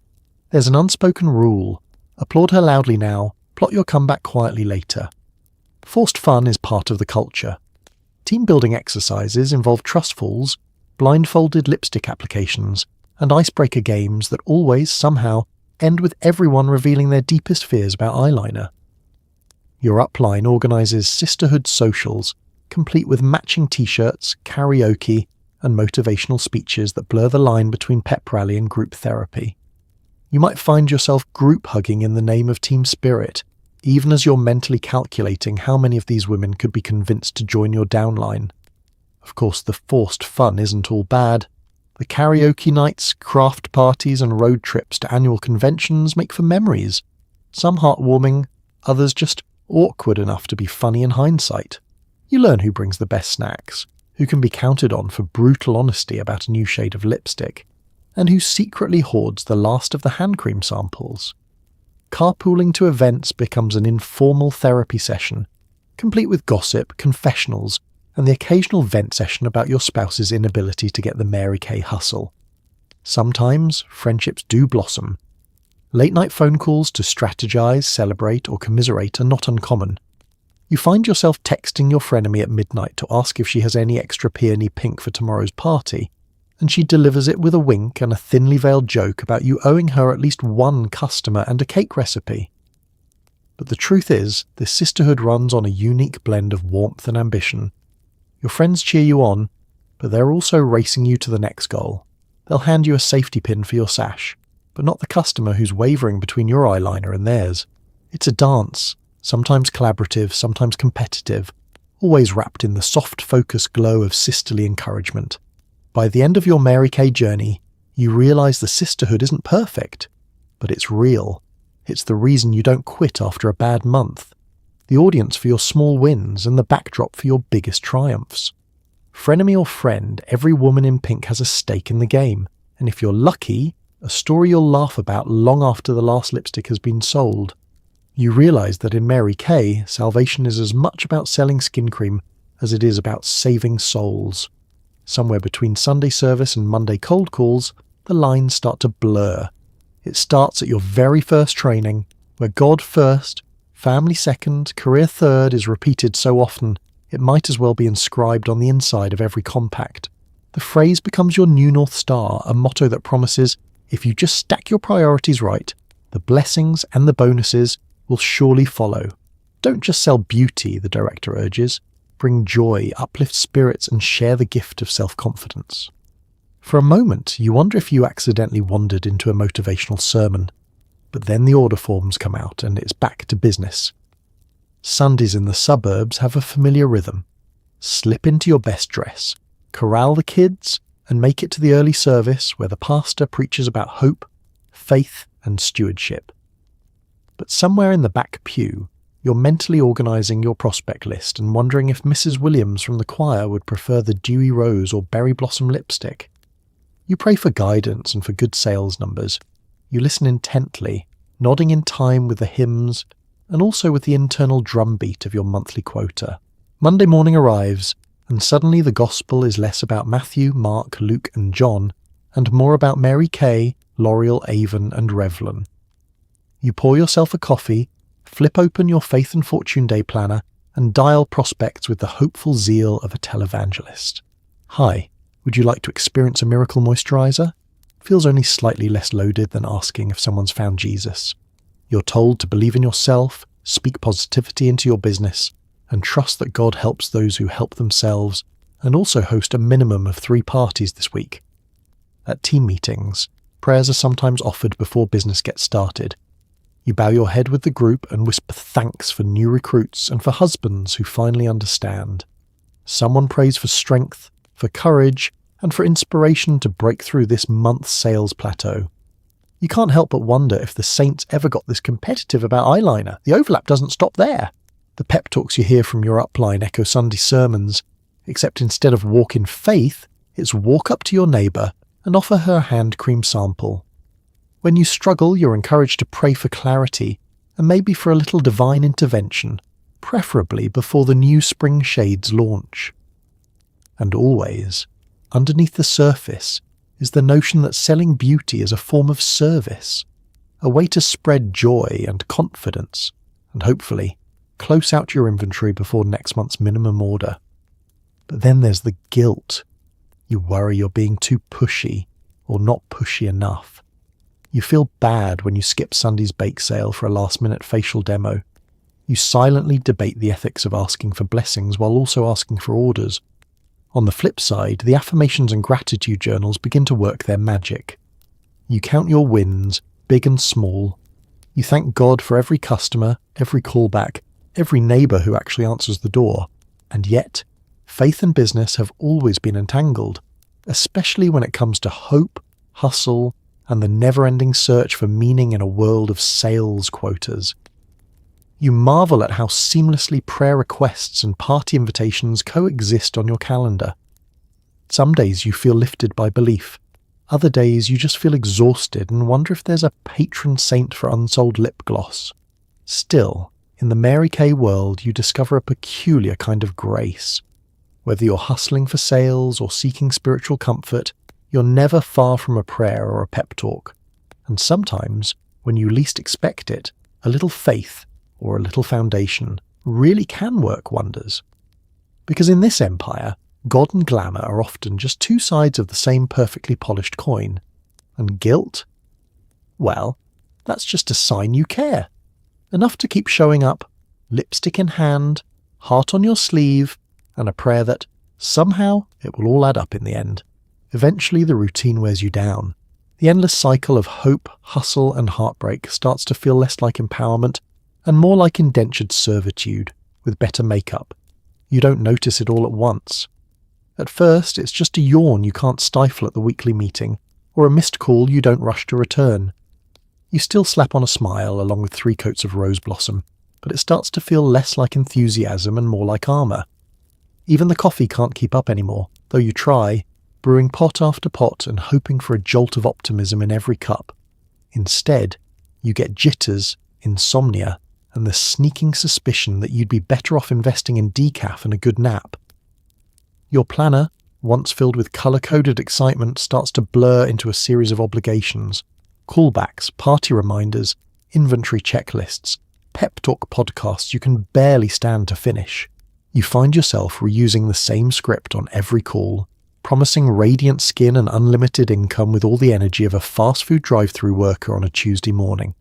You'll love how it feels, you say, while barely noticing the words anymore. Your house, which once buzzed with the hopeful chaos of demo kits and training sessions, begins to resemble a war zone. Boxes in the hallway, order forms under couch cushions, half-filled coffee mugs sitting next to sample trays that look suspiciously like science experiments gone wrong.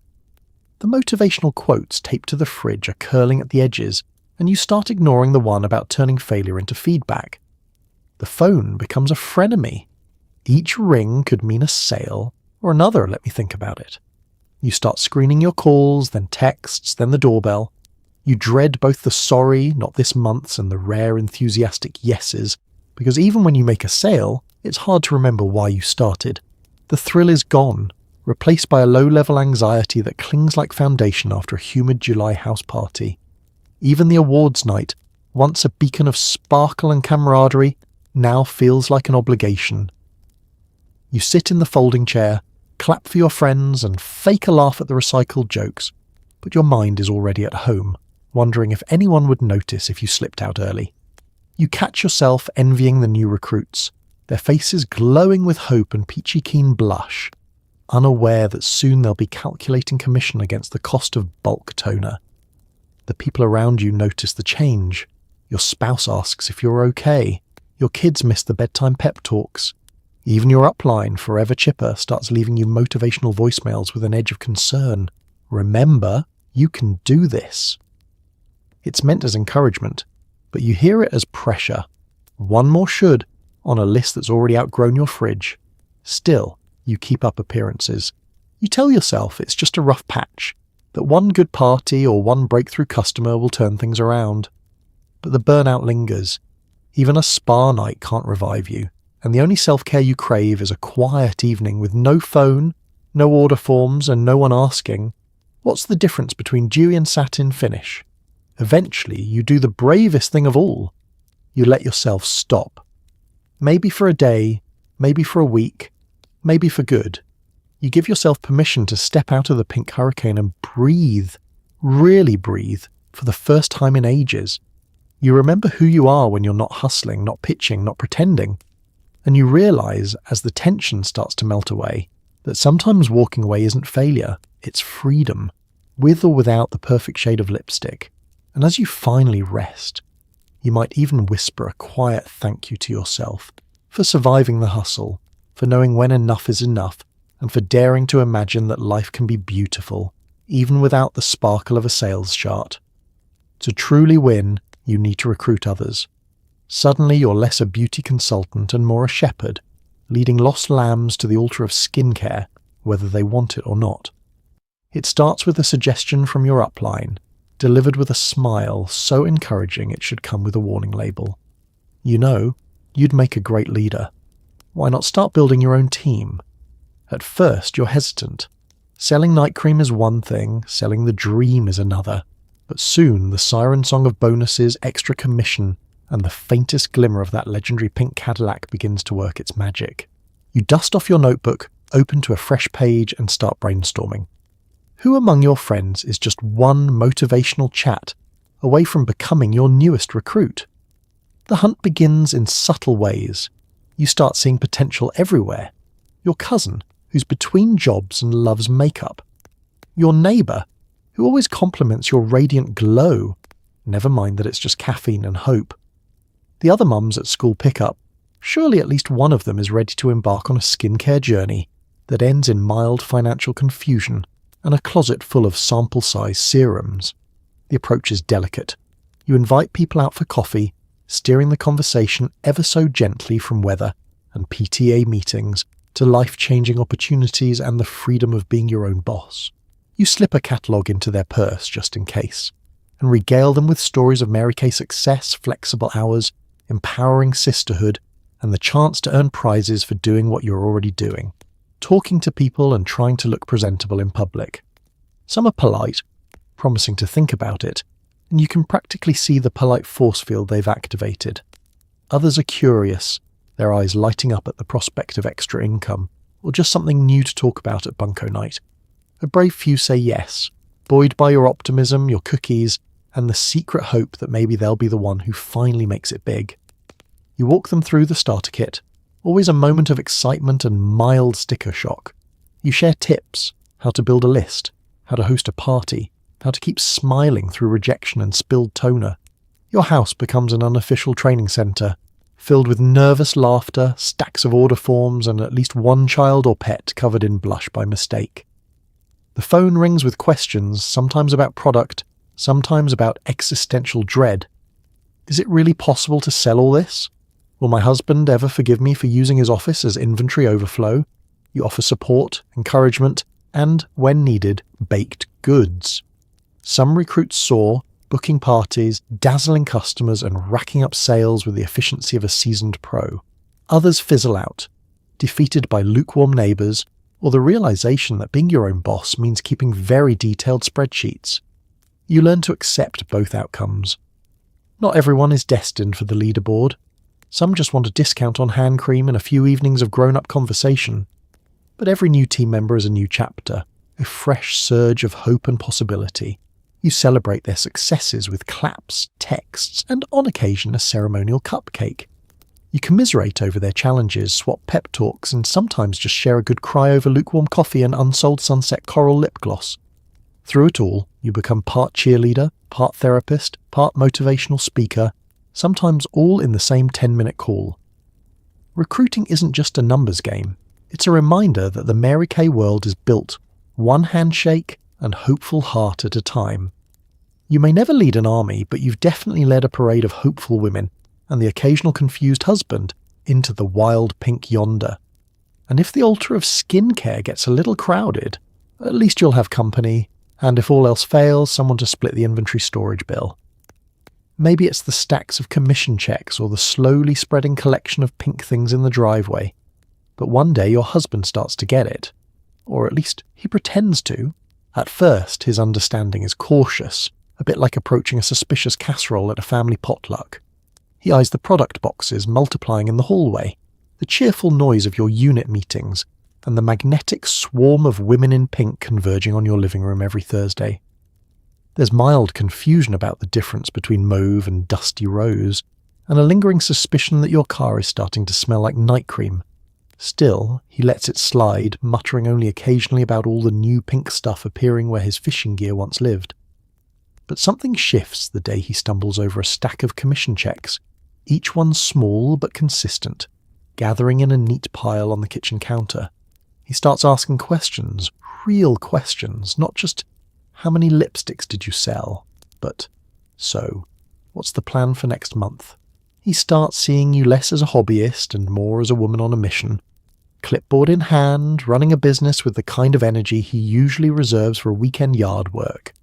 His pride comes out in strange ways. He brags to his friends at work, describing you as an entrepreneur and quietly inflating the numbers. She practically runs the whole company, you know. He offers unsolicited advice on inventory management and suggests colour-coded spreadsheets, even if the only spreadsheets he's ever managed involve fantasy football stats. You catch him reading a Mary Kay brochure at breakfast, pretending he's just checking the mail. Later, you overhear him telling his mother that this whole thing is actually kind of impressive. He becomes more than a bystander. At parties, he lugs folding chairs, arranges trays of cookies, and even learns to operate the coffee machine with moderate success. He knows the right time to disappear and the right moment to pop back in with a supportive thumbs up. Once, in a moment of true partnership, he steps in as the hand model for a hand cream demo. His cuticles never looked so moisturized or so bewildered. His skepticism isn't gone, it's just evolved. When you talk about the next incentive trip or the possibility of earning a pink Cadillac, he grins and jokes. I hope it has a big enough trunk for all those catalogues. But there's pride in his teasing. He's quietly impressed by your hustle, your growing network, and the transformation of the guest room into a well-oiled and well-lipsticked operation. Your kids start to notice too. Dad's less grumbly about being recruited as backup childcare during unit meetings, and he started asking about everyone's day, including yours. He might not fully understand the subtle difference between sheer peach and coral dream, but he gets that what you're doing matters. Sometimes he even volunteers to help, stamping envelopes, dropping off samples, and on one memorable occasion, posing for a before and after photo on a dare. One night, as you're prepping for a big house party, he surprises you with a fresh pot of coffee and a genuine "you've got this." It's not a grand gesture, but it lands perfectly. An admission that he sees your effort, respects your work, and maybe even believes a little in the empire you're building. He'll never be your most enthusiastic customer. He will always have questions about the sheer number of pink bags in the garage. But he's crossed over from gentle skeptic to gentle supporter, and that's more than enough. In the end, the Mary Kay husband's journey is its own kind of transformation, a slow but steady realization that success sometimes comes in a pink package, and that sharing the journey is as rewarding as any commission check, even if he'll never wear the lip gloss. Well, not on purpose anyway. For most, the Mary Kay dream eventually ends. You quietly pack away the unsold inventory, retire the motivational cassettes, and decide you're happier as a customer than a consultant. It doesn't happen all at once. At first, it's just a passing thought. Maybe after a particularly long night spent tallying sales, or a house party that felt more like a hostage situation than a social event. The spark that once had you up at dawn, organising lip gloss samples, starts to flicker, then fade. You tell yourself you're just taking a short break, a self-care sabbatical, as your upline would call it. But weeks pass, and you realise with a strange mixture of sadness and relief that you don't miss the conference calls or the scramble to schedule another opportunity coffee. The first step is the great inventory migration. You gather your unsold foundation bottles and stacks of pastel compacts from every corner of the house. The bathroom cabinet yields enough moisturiser to supply a small nation. The closet, formerly known as your office, surrenders boxes of order forms, a tangle of sample bags, and at least 3 scarves that you were supposed to wear to team meetings, but secretly hated. Your spouse helps, whistling a tune that sounds suspiciously like Another One Bites the Dust. The dog seems disappointed, as he'd come to enjoy his naps on a throne of cotton balls and catalogues. Packing up the motivational tapes is bittersweet. Each cassette holds a memory, the nervous excitement of your first big party, the late-night pep talks after a rough month, the way the words, "You are unstoppable," once filled you with real, tangible hope. You stack the tapes in a box, labeling it "for emergencies only," because you never know when you'll need a gentle reminder that persistence is a virtue and there's always another shade of blush to try. You call your upline, rehearsing your speech in the mirror. "I'm stepping back," you say, half expecting a barrage of encouragement, gentle guilt trips, or promises that this too is just a temporary dip in motivation. Instead, she wishes you well, tells you the door is always open, and promises to save you a seat at next year's awards night just in case. The farewell is warm, supportive, and most importantly final. Your family notices the difference almost immediately. There's less pink in the laundry, less frantic whispering in the kitchen, and a lot fewer last-minute runs to the post office. The kids reclaim their homework spot, relieved to find it no longer covered in glitter or samples of dewy petal lipstick. Your spouse takes you out for dinner, no order forms allowed, and you both toast to new beginnings, clinking glasses in a living room that finally smells like home instead of hand cream. The strangest part is how normal it all feels. You're still you, still ambitious, still resourceful, still capable of talking anyone into at least one hydrating night solution. Only now your calendar's a little less crowded, your nerves a little less frayed, and your coffee mugs are filled with coffee instead of motivational slogans. You find joy in the quiet, in being a loyal customer, and in knowing all the best shades to buy during the next flash sale. Sometimes you miss the rush, the clapping, the camaraderie, the thrill of landing a big order. But mostly, you're grateful for the time you've reclaimed, the lessons you've learned, and the friendships that remain. You realize that your worth isn't measured in sales charts or incentives, but in the life you've built, the laughs you've shared, and the peace that now lives where the pink suit used to hang. And as you fold that suit one last time, you can't help but smile. It served its purpose. You survived, you hustled, and you walked away with your dignity, your humour, and maybe, just maybe, a lifetime supply of eyeshadow. Decades later, you look back at the empire you helped build, one blush at a time. Did it empower women, or just exploit them? Was it worth it? And is there such a thing as too much pink? The boxes of product have long since left your garage, and the motivational cassettes are relics of another era. The pink suit, if you've kept it, lives in a garment bag at the back of the closet, nestled between the special occasion dresses and that one sequined top you only wore once to a convention. The empire itself still shimmers in memory, a kaleidoscope of parties, prizes, and pep talks. Now, with a little distance and a lot of perspective, you ask yourself, what did it all mean? For some, Mary Kay was the first taste of independence, an entryway into entrepreneurship at a time when opportunities were scarce. You remember the nervous pride of opening that starter kit, the shaky thrill of your first sale, the rush of recognition at a monthly meeting. You remember how it felt to see your own name in the newsletter, to shake hands with women whose ambition matched your own, to build something that was truly yours, even if it came wrapped in bubblegum pink. In a world that so often told women to sit down, Mary Kay handed you a folding chair and said, "Stand up and sell something," but the truth is complicated. For every queen with a pink Cadillac and a trophy case of tiaras, there were dozens of consultants who struggled just to break even. The freedom was real, but so was the pressure, the endless need to recruit, the subtle guilt of inventory piling up, the constant reminders that positive thinking could fix anything, including apparently the laws of mathematics. You saw women soar, and you saw women sink. Sometimes you did both in the same month. Was it empowerment? Sometimes. The confidence you gained by running meetings, managing money, and learning to laugh in the face of rejection didn't vanish when the makeup samples did. You carried those lessons into new jobs, new ventures, and new friendships. Mary Kay taught you how to talk to anyone, how to stay standing through disappointment, and how to put on a brave face, literally and figuratively, when things got tough. For many women, that was a revolution all its own. Was it exploitation? Sometimes.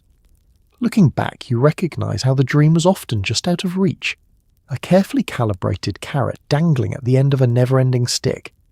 The empire was built on unpaid hours, unsold lip gloss, and the emotional labour of cheerfulness, even when you felt more like crying than clapping. There were moments when the promise felt hollow, when the only people getting truly rich were the ones at the top of the pastel pyramid. You learned hard lessons about hope, hustle, and the price of a dream, but perhaps the true legacy is somewhere in the middle, in the friendships that survived the end-of-month quotas, in the parties that turned into support groups, in the shared laughs over ridiculous lipstick shades and motivational quotes that still pop into your head when you least expect them.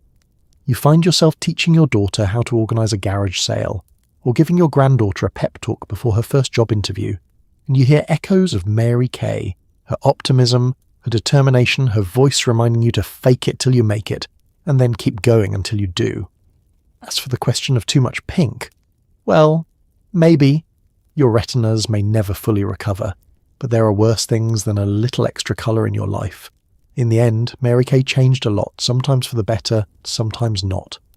But it gave you stories to tell, memories to cherish, and a lifetime supply of both cautionary tales and unexpected wisdom. And that, you realise, is a legacy you can live with, pink and all. You quickly discover that Mary Kay has its own dialect, one where every failure is a learning experience, every lost sale is an exciting new prospect, and the word opportunity is pronounced with 3 exclamation marks. In this world, negative thinking is banned, optimism is mandatory, and your ability to turn a disaster into a moment of growth becomes your sharpest sales tool. At first, the language is just a curiosity, a handful of phrases you hear at your first unit meeting and assume are quirky inside jokes. But as you spend more time in the pink empire, you start to realise you're being gently, persistently reprogrammed. Objection is never a rejection. It's a chance to clarify. If a party is a flop and only 2 people show up, you celebrate the intimate gathering. When someone ghosts you for months, you call them a future VIP client, which is consultant code for probably hiding from me at the grocery store. You're handed a laminated sheet of positive words and encouraged to use them in every interaction. You don't sell, you share. You don't push product, you educate about self-care. When your calendar is empty, it's not slow. It's open for new possibilities. The lingo is a soft pastel armour against the hard truths of rejection and return policies. The real masterclass comes during group calls, where you listen in as the director translates the news of the week. We didn't hit our unit goal, but that just means there's more potential for next month. The consultant who's been struggling to book parties isn't having a tough time. She's cultivating resilience. When someone leaves the business, is not quitting, is moving on to a new chapter, usually accompanied by applause and a parting gift bag containing samples of Radiant Renewal hand cream. You start to internalise the language. Your texts to customers fill up with hearts and exclamation points. So excited to partner with you on your beauty journey. You write, after someone buys a single lip gloss, you thank them for believing in yourself and by extension, your inventory. Your family is initially baffled by your sudden switch to perpetual optimism, but soon even they start to play along. When your spouse can't find his keys, you remind him it's a search for new possibilities. When your kid brings home a failing test, you gently encourage her to reframe the narrative. Euphemism becomes an art form. Limited edition means we're discontinuing it because no one bought it. Special introductory price means I accidentally overordered. Joining my team is please help me hit my bonus before I drown in blush samples. But the genius is that the more you speak the language, the more you start to believe it yourself. A slow month feels less devastating when it's described as a moment of reflection. The sting of rejection is dulled by the phrase every no gets you closer to a yes, sir. Sometimes you overhear yourself on the phone, pep-talking a recruit or soothing an unhappy customer, and marvel at your own transformation. You toss out phrases like embracing the journey, celebrating small wins, and stepping into your power with the confidence of a seasoned motivational speaker. Sure, you sometimes wince at the earnestness of it all, but you also know that, in a world that can be harsh and indifferent, a little self-delusion isn't always a bad thing. In time, consultant speak becomes more than just a corporate dialect. It's a survival mechanism, a way to turn any outcome into a reason to keep going. You find yourself deploying it in the wider world, at the PTA in book club, even when negotiating with the cable company. Because if you can frame an unpaid bill as an unexpected financial adventure, you can handle just about anything life throws your way. And when in doubt, just call it an opportunity, with 3 exclamation marks. The UPS man becomes your personal Santa Claus, delivering boxes of shimmering promise to your front step. The unboxing process is practically a religious ritual. Layers of bubble wrap, towers of pink containers, and the intoxicating smell of new product. For a few fleeting moments, everything feels possible, until you realize you still have to sell it all, and the neighbor's dog has already claimed your delivery as his territory. It begins with anticipation. You refresh the tracking page every hour, eager for the moment when out for delivery finally changes to delivered. You listen for the telltale rumble of the brown truck, then dash to the door like you're expecting a Nobel Prize instead of another shipment of enchanted petal lipsticks. The UPS man, who now knows your name, your dog's name, and your favourite shade of blush, sets down your box with a sympathetic smile. It's not his first delivery to your house this month, and judging by the twinkle in his eye, it won't be his last. There's a hush as you carry the box inside, a reverent silence usually reserved for rare family heirlooms or new kitchen appliances. You clear the kitchen table, push aside the homework and half-eaten bagels, and position your phone for the obligatory unboxing photo shoot. After all, if you didn't share it in the consultant group chat, did it even really happen? The ritual is as much about hope as it is about hype. You slice through the tape with trembling hands, the faintest thrill running through you. The box opens with a gasp, a rush of scented air and pastel dreams. First, the bubble wrap. You peel it back, popping a few for luck, and reveal a sea of pink packaging that gleams under the fluorescent kitchen light. The containers are perfectly arranged, each label facing outward, promising to make you richer, prettier, and possibly immortal. You inventory the bounty, serums, moisturizers, palettes and colors you're convinced could double as home decor, and more lipsticks than the cast of a soap opera would need in a decade.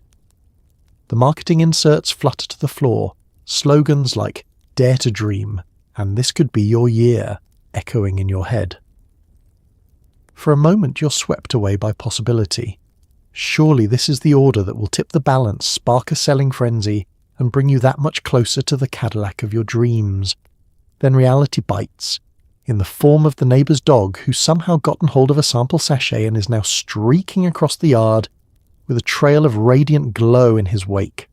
You sigh, retrieve what's left of the package, and hope that canine skincare isn't about to become your next big market. The organising phase begins. You spread everything out, stacking, sorting, alphabetizing. There's a certain satisfaction in seeing it all lined up. Tubes of moisturiser in order by SPF, eyeshadows by day to night potential.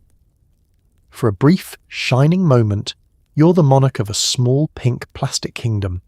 Your kids wander in, eyeing the bounty like pirates at a treasure chest, but you shoo them away with the authority only a woman drowning in inventory can muster. Finally you pause and let it all sink in. The thrill, the hope, the fleeting sense of control over your future. Then, the weight of reality. These products aren't going to sell themselves. You grab your notebook, start making lists. Who needs more peachy keen? Whose birthday is coming up? Is it ethical to gift your aunt 3 bottles of the same hand cream? As you recycle the packing slip and stash the last bubble wrap under the sink for emergencies, you can't help but feel a bittersweet mix of pride and pressure. The unboxing is over, but the hustle is just beginning. Still, for a few perfect minutes, surrounded by towers of pink, you felt like anything was possible. And in the Mary Kay world, sometimes that hope is the most valuable product of all. You find yourself perched at the local diner, politely nibbling at a tuna salad while surrounded by fellow consultants plotting their next move. The so-called power lunch is less about networking and more about swapping horror stories of unsold inventory, exchanging not-so-secret tips, and occasionally trying to poach each other's best customers under the table, literally. The meeting always starts with smiles, air kisses, and a round of "Oh, you look fabulous," even if everyone's running on caffeine, under-eye concealer and adrenaline. You all squeeze into a vinyl booth that's seen more secret alliances than a season of Survivor.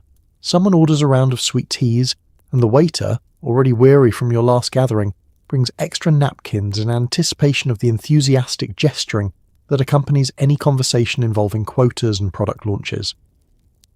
The first few minutes are all small talk, weather, PTA drama, rumours about the new yoga studio, and gentle speculation about why Karen hasn't shown up since she bought 200 Sunset Glow lipsticks and promptly vanished from the leaderboards. It's all very civil until the conversation turns, as it always does, to business. Suddenly napkins become makeshift scorecards. Out come the planners, commission charts, and calculators disguised as compact mirrors. There's a rhythm to the discussion. One consultant shares the tale of her latest inventory accident, the kind where you accidentally order double, justify it as stocking up for holiday season, and then spend 6 weeks giving away hand cream samples at every school function. Another recounts a sales pitch gone awry, complete with a demonstration that ended in a glitter explosion and a toddler who may or may not still be sparkly. The laughter is genuine, tinged with relief. There's comfort in knowing you're not alone in your hustle-induced chaos. Tips and tricks are exchanged like black market currency. Someone reveals her secret method for getting party RSVPs.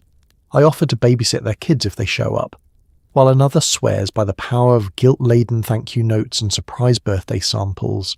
There's heated debate about the best cold call times, early mornings versus late evenings, before everyone admits that no time is ever perfect and that the best sales pitch is often a chance encounter at the grocery store. Of course, the darker side of the lunch is always lurking beneath the surface. With so many consultants in one town, the competition gets creative. Eyes dart around the diner as stories of customer poaching bubble up. Subtle flyers slipped into mailboxes, exclusive deals whispered at church bake sales, even the odd crossover party where attendees leave with goodie bags from 2 different brands. You laugh it off, but make a mental note to check your customer list for suspicious activity. Trust, like commission, is earned in installments. Somewhere between the second refill of sweet tea and the arrival of key lime pie, the conversation softens. Talk turns to families, dreams, and the real reasons everyone keeps hustling. A little extra for the vacation fund, a sense of purpose beyond carpools and laundry, or just the hope that someday you'll finally win that elusive pink Cadillac. Someone raises a fork and offers a toast, to good friends, good makeup, and surviving another quarter without drowning in lip gloss. Everyone clinks their water glasses in agreement. As the check arrives and everyone starts calculating the tip, you realise that these lunches are their own kind of support group. Part therapy, part strategy session, part reality check. You leave with a doggy bag, a couple new ideas, and maybe a slightly longer do not trust with customer list column in your notebook. In the end, the power lunch isn't about the tuna salad. It's about solidarity, the shared absurdity of suburban sales, and the comfort of knowing that no matter how wild the hustle gets, you'll always have someone to split the pie, and maybe a few customers with. Once a year, you join a stampede of women in pink, descending on a cavernous hotel ballroom for the annual Mary Kay convention. There are group photos, breakout sessions on unleashing your inner entrepreneur, and more sequins per square foot than a Las Vegas wedding chapel. The energy is somewhere between a pep rally, a revival meeting, and a mildly unsettling dream you can't quite wake up from. The trip begins with logistics that would challenge a military general. You pack your suitcase with 3 pink outfits, 2 pairs of sensible shoes, 1 travel-sized hairspray, and enough enthusiasm to launch a mid-sized parade. The hotel lobby is a sea of name tags, colour-coded ribbons, and consultants wielding rolling suitcases full of samples and snacks. There's a line at the check-in desk, punctuated by bursts of laughter and shrieks of reunion. Many of these women only see each other once a year, but in the language of Mary Kay, every high is accompanied by a double-cheek kiss and a compliment about your radiant aura. From the moment you enter the ballroom, you are swept into a pink tornado of glitter, applause, and motivational music played at a volume best described as adrenaline-inducing. There are banners with slogans like "Dare to Dream" and "Success is just a sample away," all in fonts that shimmer. The air smells faintly of perfume, ambition, and anticipation. You quickly realise you're not just at a convention. You're at the world's most organised, sparkly, high-energy cult gathering. The schedule is packed. inspirational keynote speeches from women who have conquered every possible sales obstacle, breakout sessions on everything from goal setting with grit to how to host the perfect pajama party. Each session offers a blend of practical tips, over-the-top encouragement, and just enough competitive energy to make you want to rewrite your 5-year plan during the coffee break. And then, of course, there are the group photos. No one can escape. Your director corrals you and your unit for at least 6 different poses, sassy hands on hips, power pose with lipstick, and the classic jazz hands in front of the banner. There are group selfies, groupies with new friends from different states, and inevitably, an entire album's worth of blurry action shots of someone laughing mid-mascara application. For the rest of the year, your social media will be haunted by pink-filtered group shots and hashtags like #BossBabes and #CadillacDreaming. Between sessions, the hotel's hallways become impromptu catwalks and gossip hubs. You trade samples, compare swag bags, and swap secrets about which vendors have the best coffee. There's always at least one late-night bonding session in someone's suite, featuring stories about house parties gone wrong, inventory horror stories, and the sacred ritual of plotting next year's assault on the sales leaderboard. You share snacks, war stories, and more secrets than a confessional booth. If you're lucky, or just persistent, you'll witness the awards gala. This is the event's glittering, tear-soaked finale. Consultants strut down a runway to thunderous applause, tiaras are bestowed, bouquets tossed, and more motivational confetti is launched than you thought humanly possible. You stand and clap, crying along with the top earners and telling yourself that next year you'll be on that stage, even if only as most improved attendee. After 3 days, you're exhausted, hyped, and half convinced you could sell lipstick to a statue. You board the bus home with a hoarse voice, sore feet, and a head spinning with new opportunities. For weeks, you'll find sequins in your purse, glitter in your hair, and the lingering urge to answer every question with a motivational catchphrase. But above all, you'll remember the feeling of belonging, of being swept up in a tidal wave of hope, hustle, and group selfies. The convention isn't just an event, it's a reminder that, for all its culty quirks and over-the-top energy, the Mary Kay sisterhood is very real, and sometimes a little glitter and a lot of hype is just what you need to keep hustling. Even after you hang up your pink suit, the Mary Kay experience follows you like a stray sample of mauve bliss. There are the garage sales where unsold inventory finds new life as deeply discounted birthday presents, the Facebook groups trading war stories and bargain bundles, and the knowing glances exchanged with other former consultants at the grocery store. Once a Mary Kay lady, always a Mary Kay lady, at least according to your makeup drawer and your credit card statement. Retirement from the pink empire isn't as simple as boxing up your last bottle of hand cream. For months, you discover caches of lip gloss and under-eye gel in the most unexpected places. The glove compartment, the pantry, the pocket of your winter coat. Every time you think you've finally purged the last cranberry kiss sample, another pops up in a bag you haven't used since the last convention. Your home becomes a soft monument to good intentions and bulk discounts.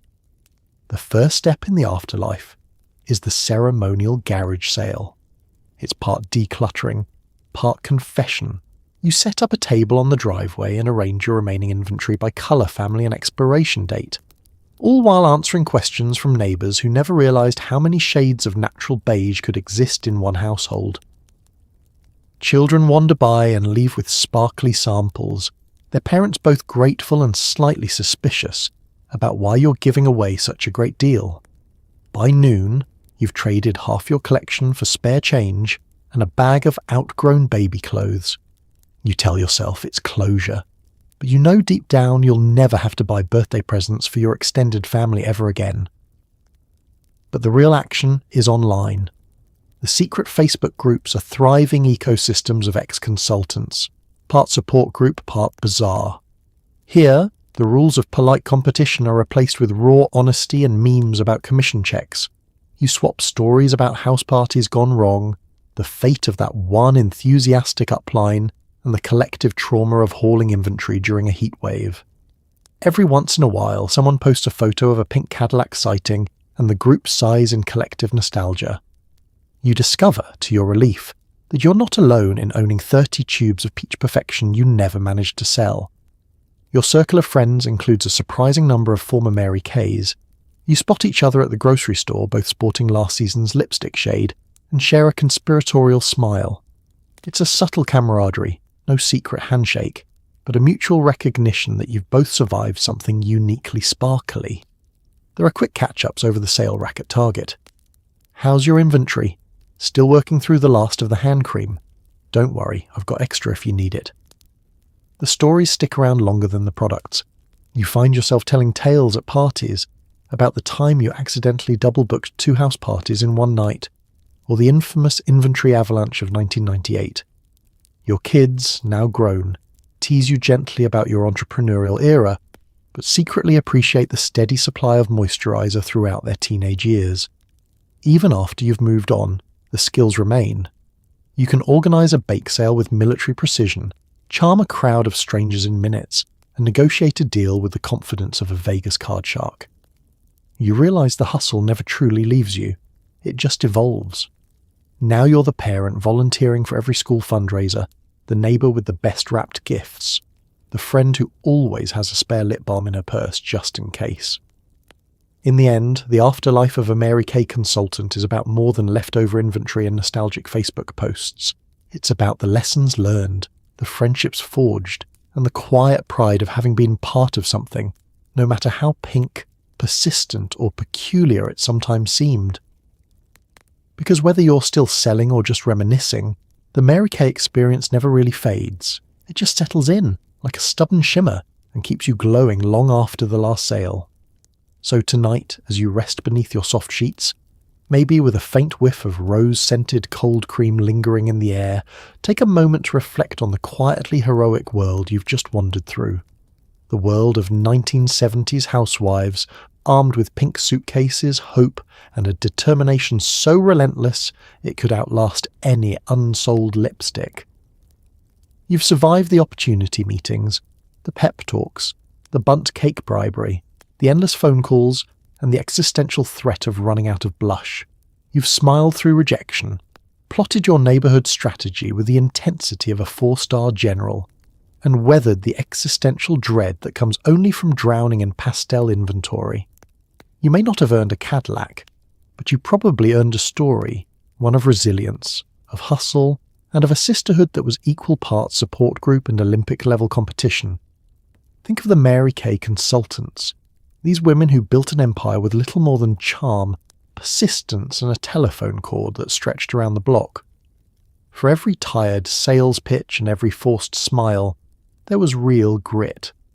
The kind that isn't listed on a compensation plan, but shows up in the way people kept showing up for each other, even when the world said, maybe just get a real job, dear. There's an absurd beauty in it all, a kind of determined optimism only rivaled by modern adults who still think they're one online course away from passive income glory.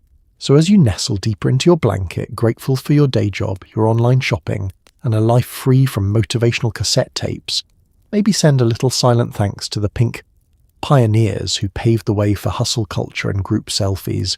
History might not always honour their names, but it sure can admire their stamina. And as you drift towards sleep, remember, no matter how rough the day, how full your calendar, or how persistent the local sales lady, at least you're not waking up at dawn to cold call your entire street before breakfast. Rest easy, because you, unlike those brave Mary Kay soldiers, really can just close your eyes and dream. Good night, and may your dreams be gentle, your mascara waterproof, and your ambitions just the right shade of pink.